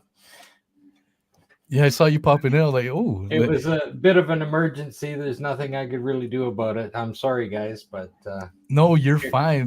Carry on. I've loved it. Well, I don't want to. I'm more than happy to keep going for a few minutes longer, or as long as you want. But I just don't want to step on anyone's toes. If anyone wants to leave or needs to, but I'm more than happy to keep going. On just to say hi and see if I can add anything for a few minutes. That's about all. Well, Scott, I mean, these guys got it covered. Yeah. Yeah, Scott has done some great work in the Apollo investigation. He's got virtually every document that NASA produced, and we're now the original. The original. Yeah, and we're now starting to see how they're altering those documents. The original document is not the same as the current one, because if Scott has the history of those documents, and we can demonstrate that NASA are changing their original documents, they know that the thing was faked. They're trying to keep the story going. It's tragic. It really is. Come on, Well, NASA. you know what? It doesn't matter whether we show it in videos. How many times, Scott, have we showed the documents over and over and over again, and the people will not stop or pause the video and read them? You know, it really is sad because we always get accused of not putting links in, but I always put the very first page of the document right up at the top. So all you have to do is just type that in to up at the top of your browser, and you're in, and you could read the whole document there. Because when I used to post them, people wouldn't read them anyway. So I finally had them going down the screen, scrolling a little bit quicker, but you just have to pause and you can read the whole thing for yourself. So anyone that's out there that says we don't provide any information, which by the way are the real original documents that Scott has, those are the real ones. We're not talking about the ones that have been doctored up or edited. These are the real McCoys. So when you see these ones that we're showing you, and if you go and you look up different ones, well, the same documents, but they will be edited most of the time, not all of the time, but most of the time they will have redactions edited, or they will have the numbers, paragraphs literally scratched right out. You won't even see them. And how many times have they taken down links when we were posting the links? They go and click on them and they're dead links. Just like over on one document, completely redacted all of the images. Oh, they were just completely blacked out and stuff. And we put that up there, and they're going, "Oh, well, you did that." No, we didn't. Allus.com, they took the link down, and that was the end of it too. Yeah. And then they put a new one up. They posted another link there. That link took you to that link, took you to another link. And then they took a 57-page document, and 5 pages had the intro page and the bibliography at the end, and one little statement in between, and that was it. And they took all the rest of the information out. That was from Joyce Deaver from her research at the Sandusky vacuum chamber, right? And she'd been there for like 15 years. Put quite a few documents up. If you want to access those documents now, they put them back up online, but you have to show who you're working for, whether you're a private individual, whether you're a teacher, whatever kind of thing. Now, if you happen to be a NASA employee or an associate firm that's working for NASA and they need the real information, that they will provide, right? But they won't even put it out to a university teacher. They're all redacted. And that's the problem with it. And so now we have people coming on making comments like the latest one to the thing. The guy just absolutely, he doesn't care about the solar mass ejections, right? And we kind of set him straight on the thing. And then he comes back and he says, well, those are soft flares. Those are soft X-ray flares. You can stop those with cardboard. Oh my God. Go work for NASA then. Go to NASA and you tell them that you got a piece of cardboard that will solve all of their radiation problems. Right? Just go ahead and do that. I mean, cardboard is even sillier than the tin foil that they're using. You know, that gold-plated tin foil. Yeah. Well, the other guy that we have on there, I think, what does he do? Mostly debunking flat Earth stuff. SoCal. And he comes on our channel. He calls us a bunch of idiots. We don't know this. We don't know that, right? And we were referring to the fact that the solar mass ejections are emitting X-rays, X-flares that are coming in at the speed of light. So what good is an early warning satellite? Even if you put it out 1 million miles out, right? You're going to be able to send the signal back, radio wave, at the speed of light. So it's going to reach there at the same time the X-flare hit the Earth as well. So it doesn't matter how far you put it out. There's no early warning. That is the point. Like, even though the rest of the mass ejection coming out there takes 15 to 18 hours to reach the Earth, but you can't stop those flares. Now, those particular things have taken down, well, the original Carrington event, right? But in '89, it took down the entire eastern seaboard of North America. Yeah. Okay, penetrated through the Van Allen belts and reached Earth. And what it does is it excites the power lines, and the voltage just increases up. And if you don't turn off the power stations, they're going to fry. And that's the exactly beautiful auroras. Yeah. Look at the beautiful auroras that they got from the International Space Station, which I just showed in this latest video we put out. It's incredible. Yeah. It's incredible. And yet, where were these people in that station? Well, they're calling that hiding? close to a Carrington event. And those images might have been taken from a little lower down. Those beautiful things, right? They could have been taken from aircraft as well, right? Doesn't have to be from the International Space Station, because if they were in the International Space Station, you'd be looking down Earth, and the aurora would be below you, not above you. Well, it is below. And this one, they did have cameras. Well, I believe that there are satellites that are capable of taking them for that, but most of the ones I saw, you're looking up from the ground at the event. And if you realize how serious those are with our modern electronics, right? We can't protect the stuff that's on the ground. What happens when you're closer to the Van Allen belts with a satellite? It's going to fry it. If you're outside the Van Allen belts, you're going to take the full impact. Yeah. And that's the problem with people traveling in space. You're beyond the Van Allen belts. There's no protection. There's no warning. You're simply dead. And there's plenty of radiation. Any CME that happens out there, you're simply dead. Oh, boron nitride nanotubes are going to solve that. That's what they're supposedly Well, and using. this guy's cardboard, like cardboard. Yeah. Yeah. Oh, that was Blue Earth. Oh, I remember that. Yeah, that was the Blue Earth Science Channel. Yeah. And he keeps saying, all of this stuff. I mean, I'm a very logical person. I like to keep both feet on the ground and look at the data. We haven't progressed, and that is the problem. Doesn't matter what technology we're claiming to be using. We're still using, fueled rockets, right?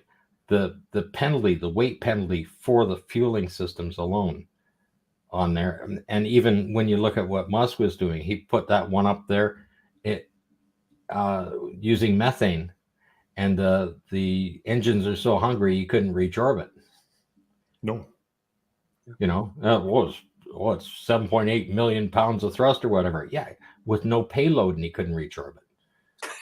It blew up. Yeah. Zero payload. And it blew up. And then you got to say, well, you're not progressing. You're not advancing in any technology. You're using 100-year-old technology. And if you figure that you repeat it enough times, something different will happen. Well, that's like any other form of insanity. If you do the same thing over and over again and expect a different effect. The N1 rocket. That's exactly that's exactly what they're doing in the space industry. And then people don't understand that space shuttle last launch was 2011. Right? That's NASA. That's their manned space program. 0. That's like walking into General Motors and they no longer know how to build a car. It's the same technology. Effect. And people think it's defunct. Okay, NASA just doesn't have the budget to keep putting that out. They Smarter like to make every day. You remember Remember Destin from Smarter Every Day? What he did? He put a scoreboard up there, and it says Apollo 6, Artemis 0. 0. Yeah. Yeah. Yeah. That's we talked about that video earlier. How first they said it was going to take 3 rockets to send one of ours to the moon. Then it was 8. Then it was 12. Now the damn number is closer to 20. And the number just keeps getting more and more ridiculous. And yeah, like Dr. Raza mentioned, it's pretty much like, it's almost like an admission. Yeah, we never made it to the damn moon. Yeah. I mean, it's the technology to get there would require so much. I mean, the fuel, like you just mentioned, to power each and one of these rockets, and you need 20 of these. It's just to get a little bit of fuel that Apollo had no problem with. Yeah, on the first try, lunar injection, they needed to have an extra dozen rockets there just for the translunar injection, right? Well, you have to look at what they're launching and what the payload is that they're doing. If it's just fuel, and there's that many times, well, while they're waiting to do all those launches and try and get them to connect and everything else, if you have people in space, they're running out of consumables themselves. And that's when you have to go back and look at the ISS. I mean, they had one blow up. Well, it's going to be another 9 months before they launch. Well, these guys need their diapers changed, boys. Simple as that. Yeah. But they need oxygen, they need food, they need whatever, right? They need all of that. And if you realize that this is a spacecraft and it does not have any command center, no navigation systems, nothing on it. It just sits there, right? It has no maintenance crew up there. Okay. And then it's supposed to be up there for 20 plus odd years. I doubt it. But also, why do you need all these extra fueled rockets anyway? Because if you're going to go to the moon, which we assume that's that purpose, you launch from Earth and you get into a point where you achieve escape velocity. Escape velocity from Earth is 25,000 miles an hour. Quite a lot of rockets can do that. Once you get to that escape velocity, you can shut your engine off and you just cruise all the way to the moon until you reach the neutral point. You don't need any fuel to get there. You've got enough momentum leaving Earth. You get to the neutral point where the gravitational attraction of the Earth and the moon are equal, about 20,000 miles out from the moon, and you're then accelerated by the lunar gravity towards the moon. The only fuel you need is to be able to get into lunar orbit. And you stay in lunar orbit. Why do you need extra fuel? What are they talking about? It's as if they don't even understand how rockets work. Well, what about the Gateway Station? This is something that really puzzles me, because look how long it took them to build the ISS. If memory serves, let's say 10 years from the time that they launched the very first module until it became fully operational. I don't mean with the first module, I mean the whole thing. Now let's take the Gateway Station. Number one, it's outside of the Van Allen belts. No protection whatsoever. We've already seen what happened with that railgun when they fired sand particles and a BB at that Kevlar, and it went right through it, and then it went right through 6 steel plates and out the other side.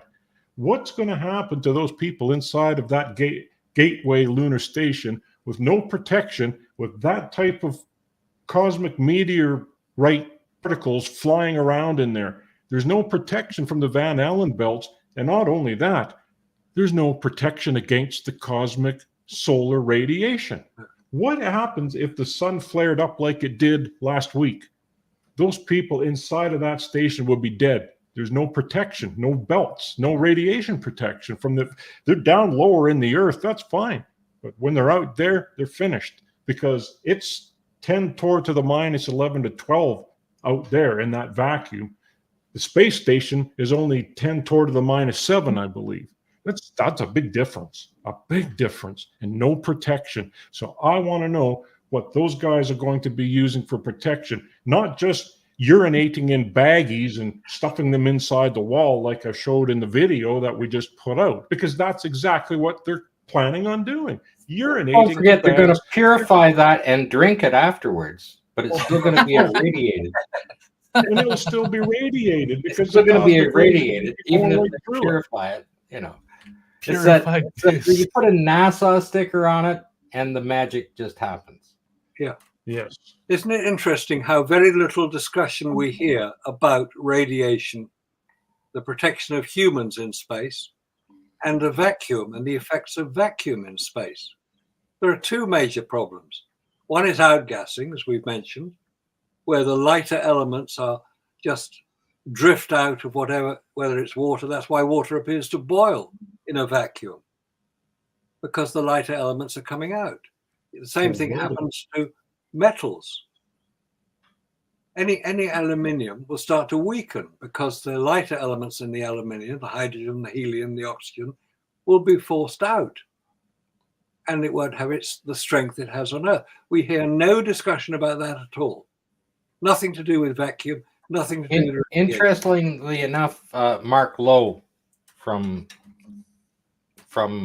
Deep Thoughts Radio, he's just done a 2-part series on the moon hoax again. Just recently uploaded in there. I listened to both of them. He did a fair bit on the Hasselblad cameras as well. Okay. And he was talking about the shutters on those things and the fact that it basically takes a year to develop, like, to design each one of these cameras, right? And the tolerances are so fine, and the shutters themselves are so thin, they just simply would cold weld themselves together. Yeah. You know, in that type of a vacuum. Never mind the heat. Never mind anything else. Never mind the film that they were sticking in it or anything else. He was talking about the physical structure of the camera. That it is so precise, that it is machined so precisely together, and those tolerances are so fine that temperature is going to alter the way they work, or they're simply going to jam up. And of course, in a cold welding situation, right, they're simply going to weld themselves solid. They're not going to work. And that has nothing to do with the film, and has nothing to do with the batteries that are all going to be affected by that as well, right? Yep. You just go put some ever-ready batteries in an oven and stick them at 250 degrees and see how long they last. You remember too, we were talking about the rover, the lunar rover, and the dish on the lunar rover. This is very interesting because if you're sending digital transmissions, which they were analog to digital back in those days, they were still sending them down. It was going either to the LM, and then it was bouncing down to the Earth. Now, here's the problem. These guys, when you have a satellite dish, one of those little digital dishes outside of your house, what happens if you bump it by accident? Just accidentally bump it just a little bit. There goes some of your stations, and you'll never get them back until you have the guy come and fix your dish for you. That's right. You have to call the guy. Yeah, that's right. You have to call the guy. So NASA, in their wisdom, has their own cosmic repair crew. See, what happens is when the astronauts are wiggling the rover around and they're bumping it and they're taking all their equipment off of it, you notice the dish. It's bouncing, the rover's bouncing all over the place.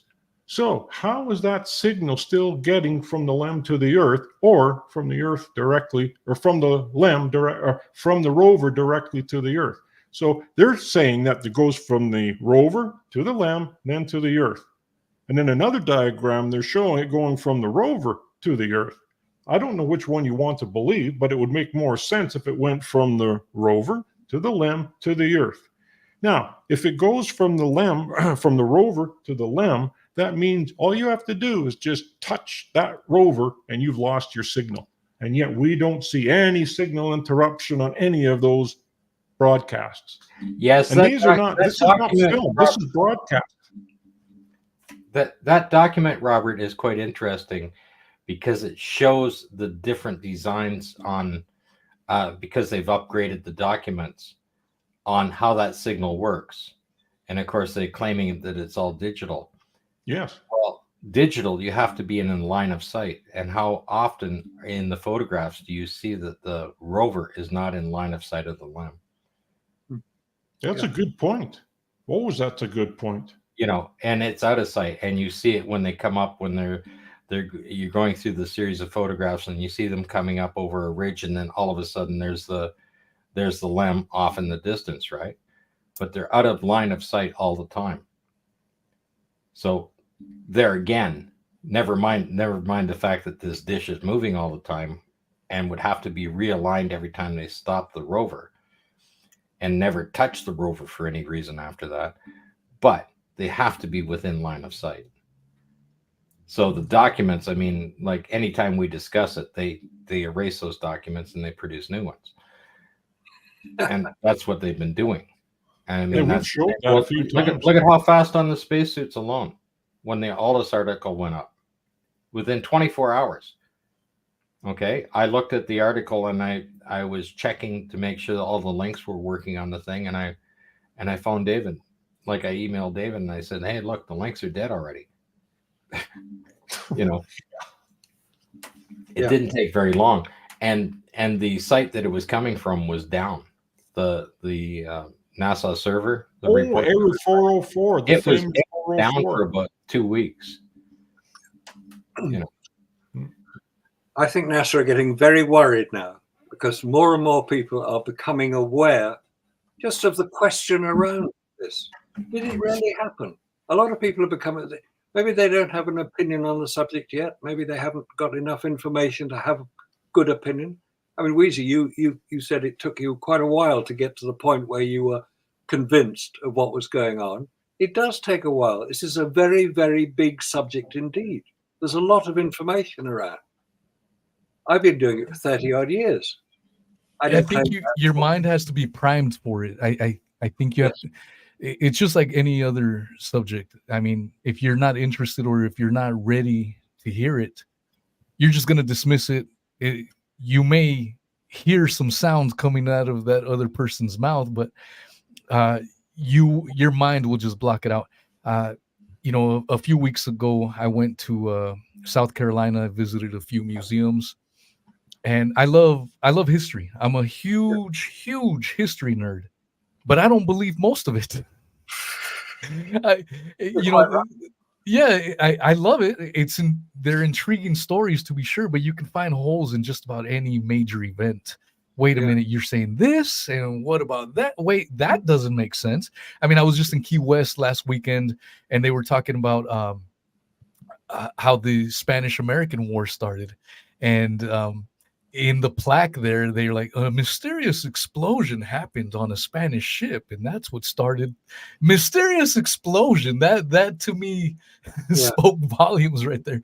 But I had this conversation with this historian in South Carolina, and he was following me. He was like, you know what? You're right. I do question. Even when I'm talking to people about these historical sites, I sometimes I hear a voice in my head of some of these historical figures saying, you jackass, this incident happened about 300 yards that way. And you're telling people, you know, and so he was agreeing with me on a lot of these questions that I had about history. And then I brought up the moon landing, and that's when his demeanor changed. He like, yeah, that was kind of like, he was with me up until this point. And then as soon as the moon landing got right, like, yeah, I don't know, man. He shook my hand, you know, great conversation. And that's as far as he went. And so I think for a lot of people, though, your mind has to be primed. I've done many shows. I cover many subjects on my show, but the moon landing is one of my personal favorite rabbit holes, even though I've only been down this rabbit hole. I want to say since about 2016 is when I really started questioning it. So it hasn't been very long, but it's very fascinating. And to me, everything is intertwined. It's connected in some way, shape, form, or another. And once you see the lies here, whenever another quote unquote pandemic happens, you won't be as duped. You know, the next time around, some shenanigans are afoot. But I think little by little, people are questioning everything. And I think that's what science is all about at the end of the day. That was the biggest issue with this quote unquote pandemic last time around, is that you weren't allowed to question the official story. If you questioned it, you were canceled, you were censored. and that is wholly unscientific. It goes completely against the scientific method. If you have a strong foundation, a strong claim, then you shouldn't fear people questioning it, and the truth will be sturdy enough to handle and weather the storm. And we were talking about earlier, if you go to a NASA YouTube channel and you look at the comments, no comments. They disable the comments because what are they scared of? You know what I'm saying? So I hope people listening to this, maybe they're still on the fence. Just constantly be questioning everything. That's what I always encourage people. Anything I say, question it and verify it for yourself. You shouldn't take anyone's word for gospel at the end of the day. That's quite right. That's quite right. In fact, if you look at the number of books that are being published about the Apollo moon landing, or refuting the Apollo moon landing, the first one was written by Bill Kaysing in 1976, called "We Never Went to the Moon: America's $30 billion Swindle." That it was another 15 years before the next book was published, which was Ralph Renee's book. Then there was about 3 or 4 years followed for that, for the next book. And then David Percy's book we discussed at the beginning, that was 1999. So there were only 4 books written prior to the turn of the century. Since the turn of the century, there have been, to my knowledge, 15 books written, 10 in the last 5 years, by Randy Walsh. He's written 3 books. Trevor Weaver's written 4 books. There are a lot of people now writing about what we're discussing today, different aspects of it. As you said, it's a very, very big subject.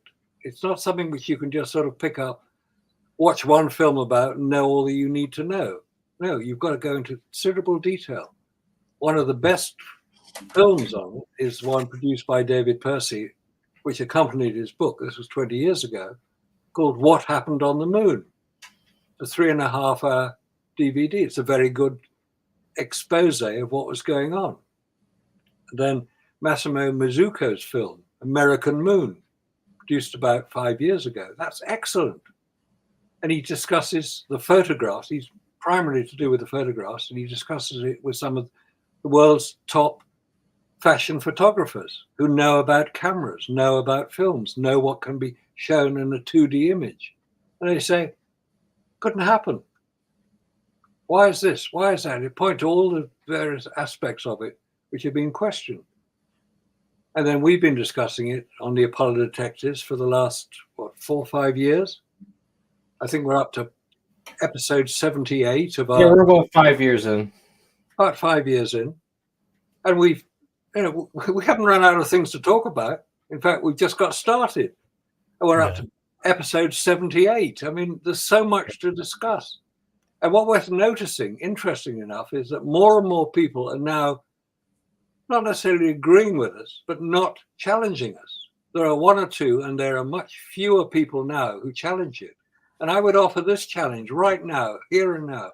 If you can prove us wrong when we say that no human has ever landed on the lunar surface, please do so.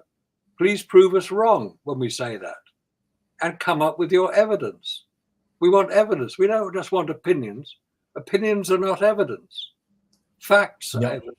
Where are the facts? How can you demonstrate? The people that disagree with us now, it's because they're mostly American citizens, and they take great offense to the fact that we're trying to knock the country. We're not doing that. It's an emotional response is what I noticed from these guys.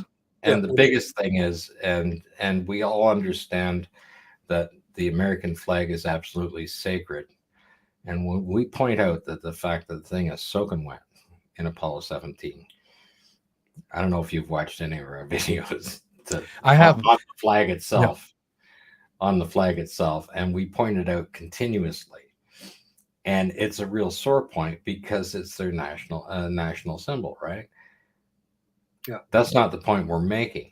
We're simply, the fact is there's no moisture in a vacuum. So the flag cannot be wet. Yeah, it's funny. I had a debate with a gentleman that has 300,000 Twitter followers, or X is what they call it these days. 300,000. He's a professional astrophotographer, a very educated young man, super smart. And on Twitter, he's one of the leading voices, like, oh, of course we landed on the moon. And he's trying to, debunk everyone. And I go, how about you and I debate? You're very educated. I'm just a goddamn garbage man. You should be able to destroy me very handily. I don't have any college education. A lot of my knowledge is just, through audiobooks and it's just on the cuff learning is what I've been doing. I go, you should be able to destroy me handily.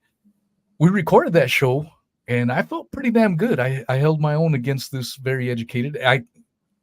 Part of the agreement was I wasn't going to be using ad hominem attacks. I go, yeah, no problem. I'm not that type of person anyways. I'm not going to be using ad hominems.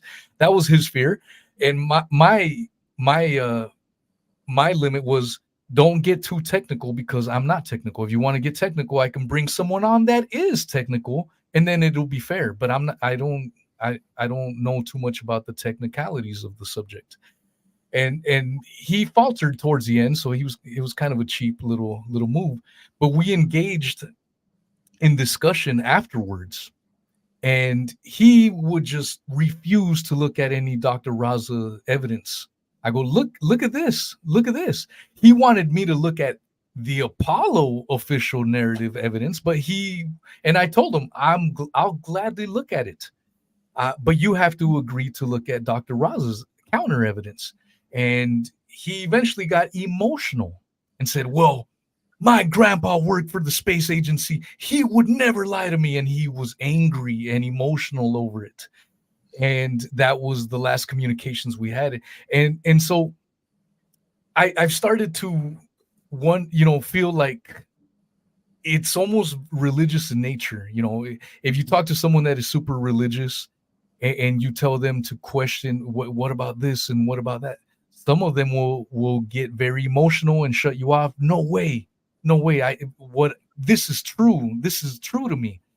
And It's very similar to the people that defend the NASA fairy tales. It's very dogmatic for them. It's very religious in many senses, where you can't question any part of it. They are too emotionally invested in the lie, even though you can have hard evidence. Like I was telling you, I could show you Dr. Raza's counter evidence to the myth, and they don't want to see it. They shut down, they close themselves up, and that's unfortunately where a lot of people fall into. Because they've seen it. Yeah, it's interesting because we have 560 videos out there now on the channel, and that is digging up some of the ones that are missing from Marcus. I mean, some of the presentations he's done have been taken down everywhere. And why? You have to ask why they've been taken down, right?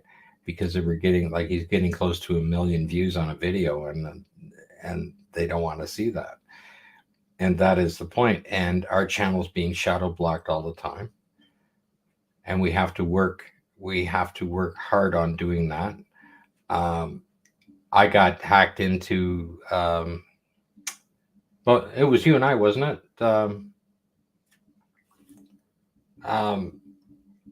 We were doing a show, wasn't it, the two of us, and I got cut off? That's right. Yeah, we did. Yeah. Like, my Skype uninstalled itself in the middle. In the middle of the thing, and I was the guy sharing the screen, showing all the photographs and stuff, right? And it was just boom, off like that, and my computer restarted itself and did everything else, right? Well, I pulled up my security stuff, got it back online. I was back on within a few minutes, right? Yeah. And I'm sitting there with these notices popping up there, people still trying to hack into my system, right? Well, I updated it. Nobody can hack me now. Yeah. Good. I have family members that do security systems for banks and stuff like that. There's nobody's getting into me. If you can hack my computer, you can get into any credit card in the world, right? Yeah, it's super, and that's why, I know maybe people have different views, but that's why I'm against censorship at all. If you think an idea is stupid and silly, then discuss it and show it that that it's stupid and ridiculous. But you don't censor, because when you censor, then you can censor everything else that you don't agree with. And I mean, I'm truly surprised that you guys are still on YouTube, to be honest with you, because I lost 3 channels. I still have a YouTube channel, but I rarely post anything on it. I use it mostly for clips these days, because it just sucks. You invest so much time on these things, and then just to get it taken down for what? For questioning official narratives? It's a crock of crap. Yeah, I can't thank you guys enough for the amount of work that you guys put in. You guys put out great shows. I do have the your YouTube channel on the description, but that's all Robert. Yeah. He does it. He's just relentless. He probably works 60 hours a week editing those videos. He does a great job. It's a labor of love. It's obviously for him. It's he does a hell of a job. He edited a conversation that I had with Dr. Raza. He edited in, it's the 12 Smoking Guns is what he edited, and man, he did a killer job. But he's got that old Hollywood experience, so editing and producing, so that's always a nice thing. Is there anywhere else you would like folks to follow you at, or just the YouTube channel there? I mean, the videos are up on BitChute and plus on the Apollo Detectives channel. Like Robert keeps his own website and channel going, right, as well. That's where they're available, as well as YouTube on that. I found that it's better off to not put any information out, because you just can't handle the emails. Yeah. Right. Yeah. And the few that I have had that I really appreciated were people contacting me that were professionals, physicists, and whatever. I even had a son of a space shuttle astronaut contact me. That's a few years ago, just to ask me questions. And it was after his father died. He wanted to know what's real, what isn't real. Yeah. Right. And I sat down and I explained a few things to him, and I said, and you can do the research yourself. Don't ask me. Go to the guys, and they will tell you. And I said, if I don't hear back from you, then you've got your answer, right? And it went on for a little bit, because he just couldn't believe it. Like the spacewalks and everything else, and the suits and stuff. And I said, well, I said, yeah, don't you question why they're still under development?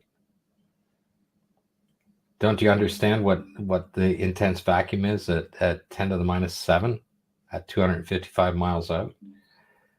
Right?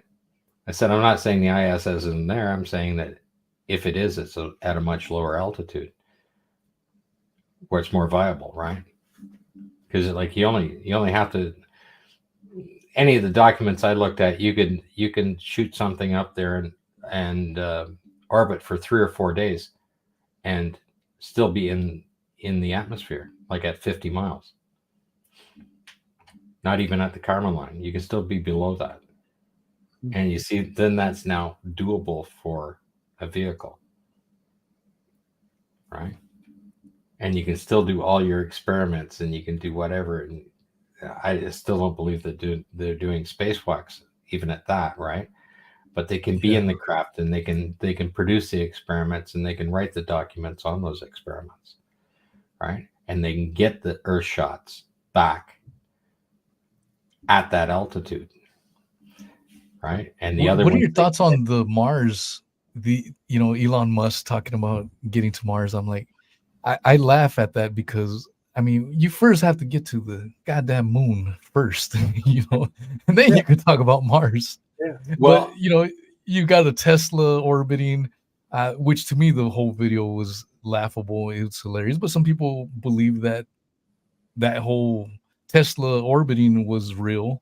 What are your thoughts on that? Well, like Musk said, it looks so fake. It must be real. Yeah.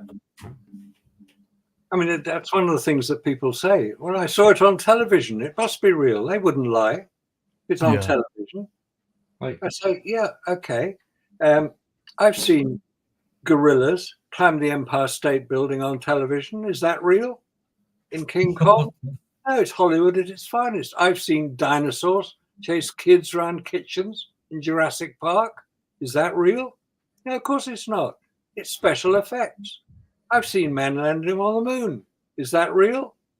No, it's special effects. I think it's been described very well by Bart Sabrell in his new book, Moon Man, that it was all done at an Air Force base, US Air Force base in New Mexico, Cannon Air Force Base. Yeah. If you realize that NASA has more than 20 movie studios, movie production studios, you can't even find them. Robert and I looked them up and we found there was 21 of them, right? And then when we put a broadcast out on it and did it, all of a sudden you can't search them, you can't find them anymore. Yeah. But I mean, when you have NASA putting $3.5 billion into a zero gravity simulator for a movie studio, that has nothing to do with traveling to space. It doesn't even have anything to do with practicing traveling to space, right? And then of course you have Felix and Paul Studios, which looked after all of the stuff on the ISS. And then you can go watch an interview with Phil Plait, and he's the one that does all the editing for the images of Earth from the ISS. And he's sitting in a studio with a huge screen up and projectors and all kinds of stuff. Well, they're manufacturing it right there, right? He's the guy doing it. Yeah. And that comes back to Laurel Canyon, where the original film studio, US Air Force film studio, was at Lookout Mountain Laboratories. It's now a private residence, but that's where most of the work would have been done. And probably the filming, some of it would have been filmed in Hangar 1 at Menlo Park, which is where Tom Hanks filmed most of his Apollo 13 fantasy film. What are your thoughts on Kubrick? That seems to be an issue where some people think this, some people think that. Some people his daughter said that he never worked on NASA, but I almost feel like that claim could be similar to some of these other people that are emotionally attached to the whole NASA to begin with, and they can't believe that a family members of theirs would lie to them. What are your thoughts? Well, that famous line, have you seen the trailer for the new moon landing film, Fly Me to the Moon? Yeah, Fly Me to the Moon, yes. When he says, we should have used Kubrick, which sort of puts it in there as well. Yeah. I don't think Kubrick had anything to do with it. He was, at the time of Apollo, he was doing the final edit on his masterpiece, 2001: A Space Odyssey. Kubrick had total control over his films. He did use front screen projection in 2001. And that is where I think a lot of people have made a connection, which is not necessarily correct, because if anything to do with Kubrick was involved with Apollo, it was his special effects director, Douglas Trumbull. He was the man who did all the special effects, not just on 2001: A Space Odyssey, but on Blade Runner, Back to the Future. He did a lot of very, very brilliant special effects. Or it's John Dykstra on Star Wars, who did the special effects there. And those special effects were particularly impressive for the time, because they were using models. they were using periscope cameras, where you take the film of very small objects and project them on, and they appear to be life-size. So I don't think Kubrick had anything to do with it. There are many things. What do you make of? Sorry, I would have to say The that Shining. the techniques that Kubrick had developed with his entire crew, they would have all learned how to do these things because they were the ones doing it, right? He might have come up with the idea. All of the people that worked for him would be able to reproduce that because they would have to do it for him. Yeah. And what makes me curious about his involvement in one way or another, maybe in a little way, maybe in a larger way, is the entire NASA, all the Easter eggs in the movie The Shining. There's so many. I mean, even the hotel room number was completely different in the Stephen King novel, and he changed it to match the distance from Earth to the moon. He changed the hotel room number, and then you have the little boy in that carpet that is shaped like the Cocoa Beach launch site. And then he's wearing the NASA sweater, Apollo, and then he stands up to simulate a rocket ship. And then their use of what was it, Tang? So many NASA Easter eggs in that movie. so and then he you had a have his good sense of mysterious humor. death. He had a really good sense of humor. Yeah. It's not. Then remember the he probably knew owner how of- it was produced. He probably knew how the footage was done. Yeah. Right. And he carried on with it because he would know it. It's a very tight community of people with that kind of knowledge. Right. Well, remember the keeper. Douglas Trumbull being his main guy to manufacture those techniques would have had his own crew working on that, and they would have known all of that stuff. And of course, when you're working on another Kubrick film, it's those same guys are back with him again. I mean, they're gonna produce all of that, right? Yeah. Well, remember the owner of that hotel looked like JFK. He's got the little. So it almost looks like when JFK announced we were going to the moon. I mean, you can just go over and over. And the thing is, Kubrick was one of these perfectionists. Everything you see in every scene, it was there because he wanted you to see it. And so that's another interesting part to it. He was a master. But then you see the movie Eyes Wide Shut, which I mean, and then his untimely death soon after the release.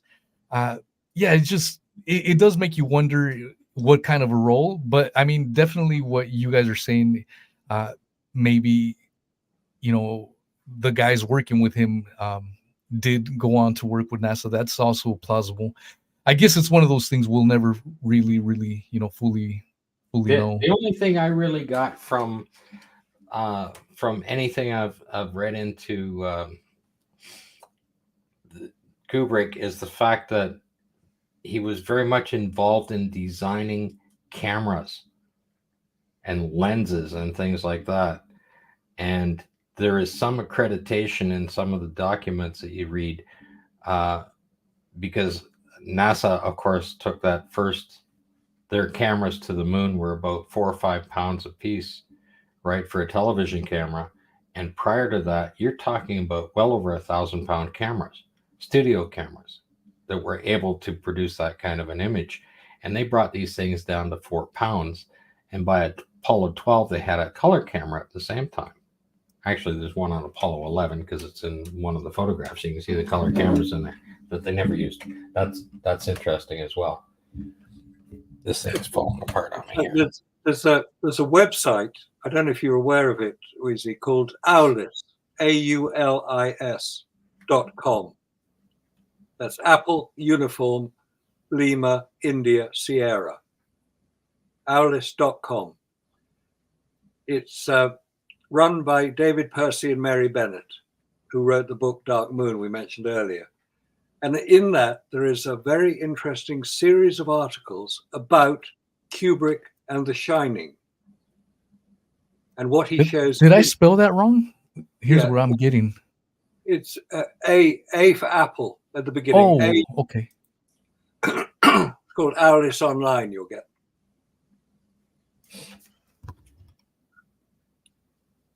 And there's a series of articles there about, what's that? About The Shining, about what appears in The Shining and relates it to... I'll send you a link in the chat. In the private chat, yeah. Alice Online. Should be there. I got it right here. You got it? Okay. There you go. Okay. There we it's go. Okay. Nice. I got it. Sent you the link right to our photographic studies. Yep. There are a lot of articles on that website about Apollo. There we go. That's the one. Alice Online. And you see at the top line, Apollo / Moon and space flight. That comes up with the articles. Yeah, and that's the entire list right there of the articles. Yeah. Mm, On the beautiful. top one. I'm going to add this to that. So I'll add this link as well That's to good. the YouTube channel. Yeah, that'd be good because that will get some. It's been going for about 25 years, and that Scott has done some good articles on there. I'm going to bookmark this so I don't lose it. There are also articles from Russian filmmakers who examine the photographs, the Apollo photographs, and make comment about it. One of the people that the webmaster knows is a Russian translator, so they get the original article in Russian. It's translated into English. And they make some very interesting points. So the idea that the Russians would have blown the whistle, forget it. They did. They have. They've done a lot of work. Yeah. Most recently, they were looking at the difference between Soviet cosmonauts arriving back on Earth from orbit and the comparison with American astronauts climbing out of their craft sort of happy and ready to go. The Russians have to be almost carried out because they've lost so much strength in their muscles. It's a very interesting comparison. Yeah. The interesting thing on the Alice side in particular is that you will find most of the articles are written, people have a degree in the subject that they're talking about. Yep. Okay. And that's one of the things we're criticized, that, where are your scientists? Where are the guys with the degrees and everything else? They're all here. Yeah. They are. Yeah. And also, there's a section on there on the Apollo site with some films, because there's a very interesting film it's worth looking at called Make Believe, Smoke and Mirrors. Yeah, it was in there when you were scrolling down on that. Oh, good. Okay. There it is there. Yeah, Make Believe, Smoke and Mirrors. That is a remarkable film. We don't know who made it. Originally, it was you couldn't hear the commentary because the person who created it wanted to remain anonymous. We have it on our site as well. And Robert has done the editing and cleaned up all the audio so you can hear every word. Yeah. That's awesome. I'm going to download it. I'll put it on my channels as well. Well, that's good, because that explains how all the films on Apollo were done. And the one thing they couldn't, whoever created the Apollo films, the one thing they couldn't do was to recreate the 1/6 gravity. So you get these astronauts jumping up and down. Yeah. Look at their feet. Because when they jump up, they bring dirt up with them. They stay jumped up, the dirt falls. And then they fall. Because it's in Earth's gravity. They should be able to, that in 1/6 gravity, even with the suit they have on, they only weigh about 65 pounds. Right? That's that's 17% of the total weight of their body in their suit, right? They should physically be able to jump over top of one another, clean them easily. They're jumping 18 inches. That's all. Yeah, because they're in Earth's gravity. And that's how high they can jump with those suits on Earth. So, that's just one of the things. There are a few parts about that I disagree with, and that has to do with the modeling of the rover and stuff like that, because it's just so much simpler to put a guy in the thing and drive it. And when you look at the amount of anytime I look at the video and the photographs and stuff, all of the equipment they used was put together haphazardly. It's used over and over again for all of the Apollo missions. I mean, that's the same LEM you're looking at for all of them. And I've done many videos covering that. And that's the same as the experimental equipment, everything else. And when they're finished with it, they just leave it out in the weather. Right? And by the time you get to Apollo 16, all the paint's falling off the LEM. Right? And Apollo 17, of course, Apollo 16, they blew it up. Right? So when it took off, so then Apollo 17, you can see the panels have been replaced on that, and it's sitting there. You can see the new painted on the panels. It's right there. It's that simple, right? But you can come down to any identifying marks on those LEMs. It's the same one over and over again. And if you're on a movie set, you're going to use the same stuff. You're not going to throw that out and get a new one, right? That's what you see throughout this stuff, right? And I mean, I figure Apollo 13 failed, maybe for one reason, the fact that they were having difficulty filming it, but I think also they had the fact that I don't think they had astronauts that really wanted to participate. That's why there was nobody in the capsule when the Soviet Navy lifted it out. So they sensationalized it and said, "Okay, you'll do this," right? Like they couldn't get them on a lunar set, but it's okay to stay in the simulator and do it from there, right? Because you realize these guys are alpha males. You can't settle them down. You can't tell them no. They're going to do their own thing. Like look at Neil Armstrong, right? Look at Buzz. Buzz says, "I'm not going to take your damn picture because you stepped out the door first," right?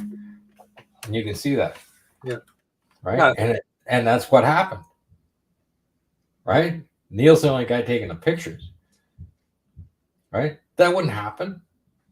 And these guys are supposed to be buddies, getting along. Everything else, they'd have all kinds of stuff. Why all of a sudden, and Neil does that, and Buzz becomes the most iconic photograph of man on the moon. Yeah, right. It's Buzz Aldrin. And now, where Neil Armstrong died in 2012, where is he buried? One of the most famous Americans in history.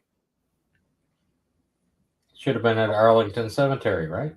You would think Arlington Cemetery would be a sensible place for an American hero. No. Neil Armstrong was buried at sea off the coast of Florida. Right next to Osama bin Laden. Something like that, yes. I don't think Osama bin Laden was buried off the coast of Florida, but no, it's buried there. Yeah. Neil Armstrong, what's he doing being buried at sea? Yeah. Because he didn't want anybody to find his grave. That's interesting. Yeah, and some of those comments that Neil Armstrong made when he was alive. Remember, I think right in front of Bill Clinton, That's right. What was it? Something along the truths, the veil of truths. We need to uncover truth's layers. Yeah. And that's taking the shotcrete off the set and see what's actually under there. Yeah. I think Neil Armstrong, he was an honorable man. He did what he was told. When his president said, "You will fly to the moon," yes, sir, he'll fly to the moon.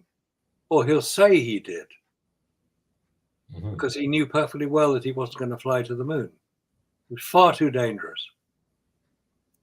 But he had to maintain the pretense of having done so, which is why he was very reluctant to be interviewed. And he also refused to swear on a Bible that he'd walked on the moon. When Bart Sibrel presented him his Bible and said, here's a Bible and here's $5,000 for a charity of your choice, swear on the Bible that you have walked on the moon. And he turned and walked away because he was too honorable to lie. Yes. There is the famous press conference after the return of Apollo 11. August 1969.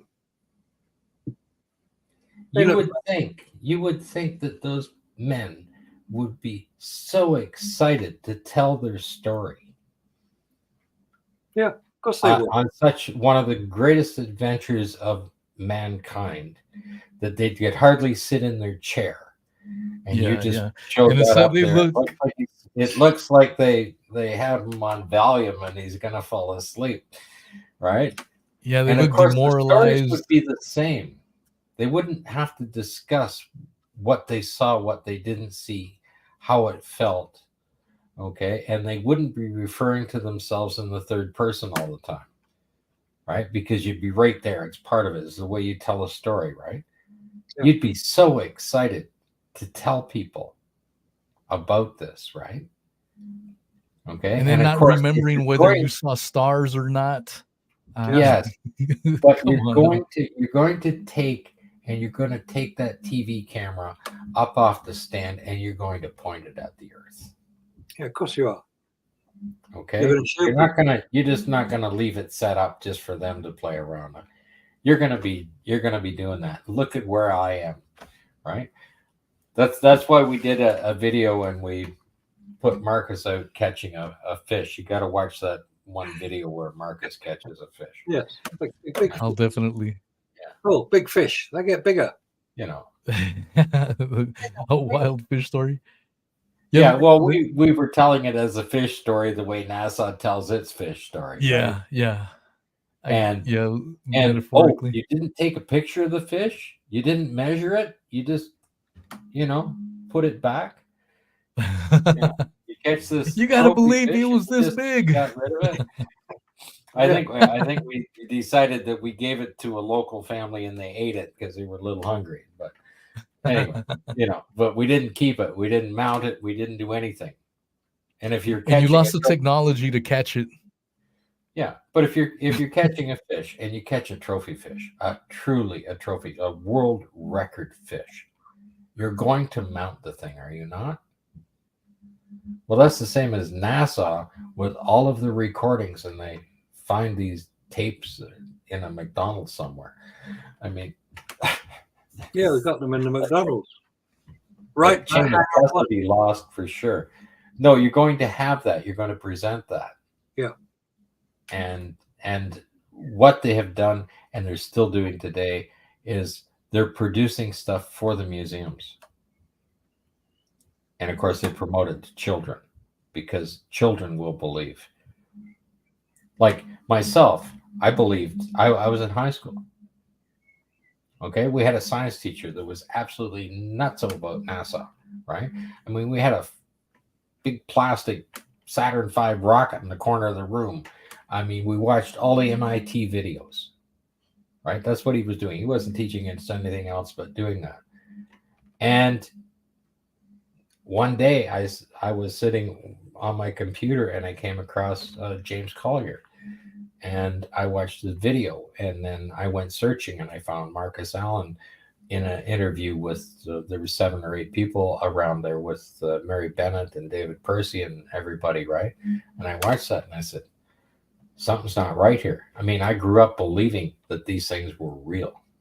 I was an avid science nut, right? Any science articles that you could get your hands on, right? Anything about space. You watch the documentaries, you watch everything, right? Because it was imparted to me when I was in high school that I should do those things.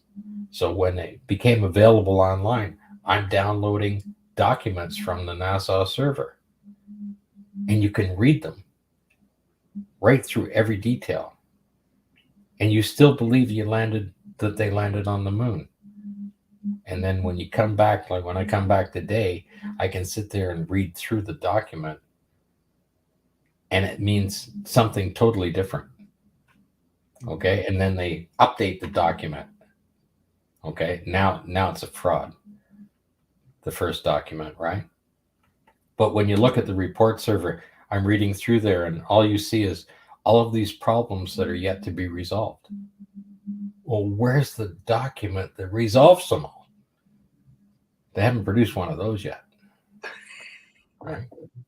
Mind you, that guy with the cardboard for the radiation, we should test it out on him. Yeah. We should get The magical cardboard. We should put him in a cardboard box and see how much he can handle.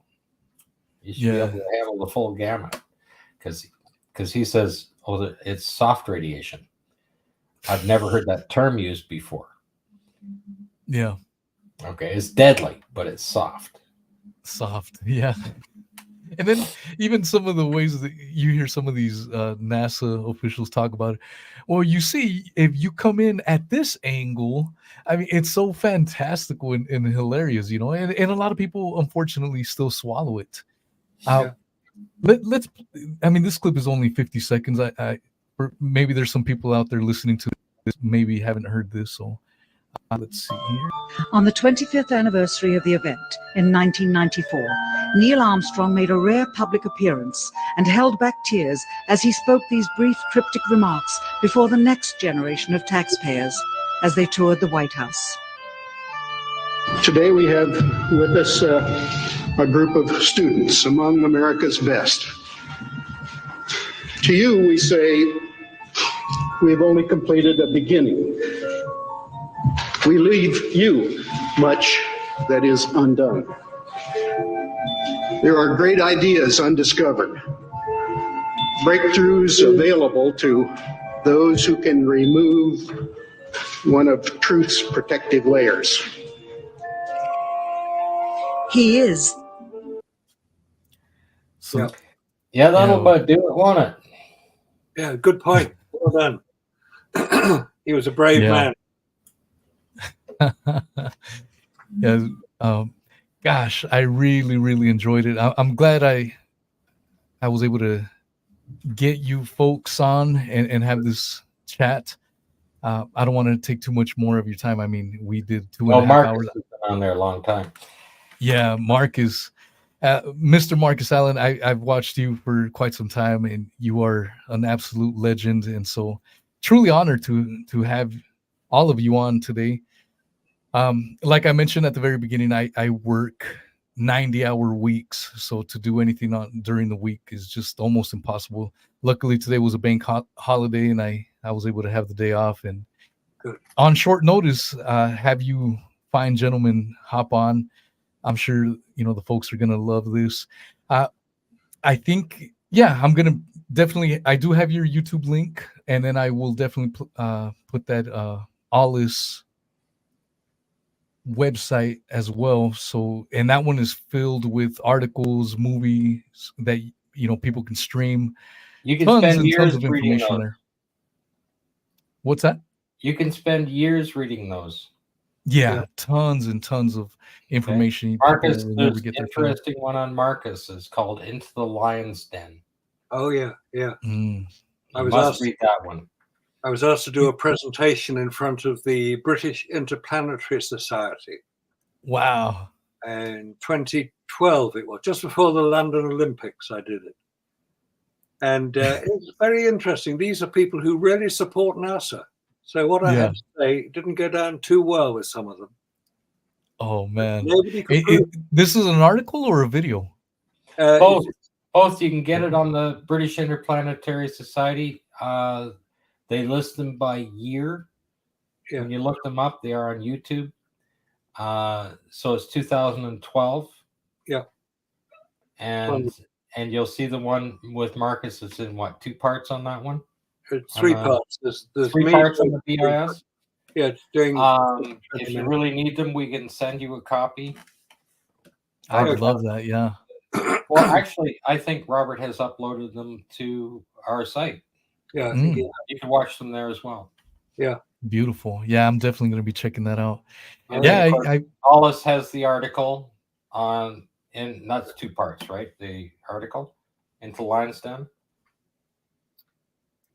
And then there's my interaction with NVIDIA just before they did their recreation of the Apollo 11 picture. I was asked to appear in that video and I refused in the end because they wanted me to sign a non-disclosure agreement. So they could have stopped me speaking in public for 3 years after that. Anyway, it's another story. I managed to avoid duck that bullet. But it's I love it. You know, anybody who's can prove me wrong when I say no humans have landed on the lunar surface, please do so. Yeah. I want to be proved wrong. Yeah. Nobody's done it yet. There must be That's somebody awesome. out there who can. Come on, Buzz. Do your best. Go on. I think he is. He got remarried. I think he's doing very well. Thank you. Yeah. When it comes down to it, right? He just forgets. He forgets his lines sometimes, especially when talking to little kids. Oh yeah. And well, he's 93 now. For God's sake. I mean, he's even older than me. he forgets his lines every now and then. Yes. Yeah. No. Truly enjoyed this, gentleman. I was looking forward to it. I've been following the YouTube channel for quite some time now, and so to finally have a little chat with you folks, it was a great honor for me. So I can't thank you guys enough for it. And hopefully, maybe if there's time down the road and I do have some extra time, I will definitely email you folks and see if we can do it again. There's just so much to talk about, so much to cover in this vast subject. What we should do is we should get you on a Skype call, and I could go through some of the more of the details on the documents and the photographs and show you what I have on my machine here. Yeah, it's extensive. I would love that. It's extensive. I have all the photographs. That'd be good. I normally do my shows on Saturdays around 4 or 5 p.m. Eastern. That's usually the time that works best for me. But when I spoke with Bob, he said Mondays are usually the best time. But I mean, if there was a way to do it on a Saturday, I mean, we could definitely line something up. Well, certainly. Or just you and I could go through them with you. We just record it. Yeah, that'd be great for sure. I would definitely love to do that.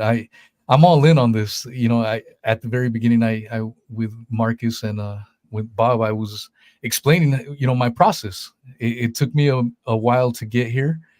I was tentative. One of the biggest things was hearing Neil deGrasse Tyson talking about how we don't have the technology today, hearing it from the horse's mouth, and then seeing the lunar lander replica in person. And I told Marcus, you know, I go, if this flimsy thing that couldn't survive a Florida hurricane made it out to the moon, yeah, I'm out. I don't believe the official story anymore. And obviously, you know, going through more and more evidence, I'm like, it's super clear to me now. But it was a process to get there, you know, for sure. It wasn't like it was an overnight thing. Oh yeah, now I'm flip-flopping over to this side. No, it was definitely a process, but now once you see it, you can't unsee it. I mean, there's just no going back to it. Good point. Very good point. Well, Yes, well sir. done. Well done for getting to where you are now. Well, it couldn't have been done without work like, you know, Mr. Bart Sabrell's, Dr. Raza, and what you folks are doing over at the Apollo Detectives YouTube channel. So I thank you guys immensely for that. And the people need the truth. You know, it's better to believe in reality than in some fairy tales at the end of the day. As hurtful as the truth may be at times. Yes, it could be. Yeah. Yes, sir. All righty, gentlemen. Thank you so much. And I will definitely stay in contact. Yeah, Scott, if you could send me an email in that private chat there, that way I could have your email or however you want to stay in touch with. I do have Mr. Marcus Allen's email now too, so I will definitely save that. I won't be putting that on the description. So this is just no, thank you. Direct contact. Yeah, no, I'm not putting that. The only thing that will be in the description will be your YouTube channel and then this Alice website for sure. Yeah, the Alice website. It's probably the best around for information. So, For sure. and as my challenge, prove me wrong. Please prove me wrong. Then I can go and do something else. I love it. Yeah, That or is awesome. NASA could just pay us off and then we'll go do something else. Oh, yes. I've forgotten that. Yes. Yes. Yes. In I always pounds. like to put that out there. Offer me enough money, I'll quit. Give you some cash considerations. I believe what else is up there, but you know. You know, dollars, pounds, anything will do. Yen, Riyadh, whatever they are. Anything will do. What about some Dogecoin? Elon Musk's money. I just Yeah. want a 42-foot Intrepid with 5 engines on the back running through Hollover Inlet. That's all. Yeah. There you go. Just one of those. What are they? 3.5 million, something like that. Just drop one of those off. I'll be happy. Yeah. Awesome. Wheezy, thanks very much. Thank you, sir. And Scott, thank you. I just wrote I just saved your email, so I have it there. And we'll definitely stay in touch. Thank you so much, gentlemen. Good. Okay. Thank you. Take care. All right. Bye now. Take care now. Yeah. All right, everyone. Hope you guys enjoyed that. That was the great Apollo Detectives crew with Scott, the legendary Mr. Marcus Allen, Bob. Hope you guys enjoyed that as much as I did. I'm a nerd when it comes to this subject and topic. If this is the first time you are listening to a moon landing subject, make sure you go through the back catalog. I've done shows with Jared White, Dr. Raza, many different shows. We've covered many rabbit holes there. Hope you guys enjoyed it. Much love. And leave some comments down below if you guys enjoyed this on the Spotify's and anywhere else you may be listening to this. All right, y'all.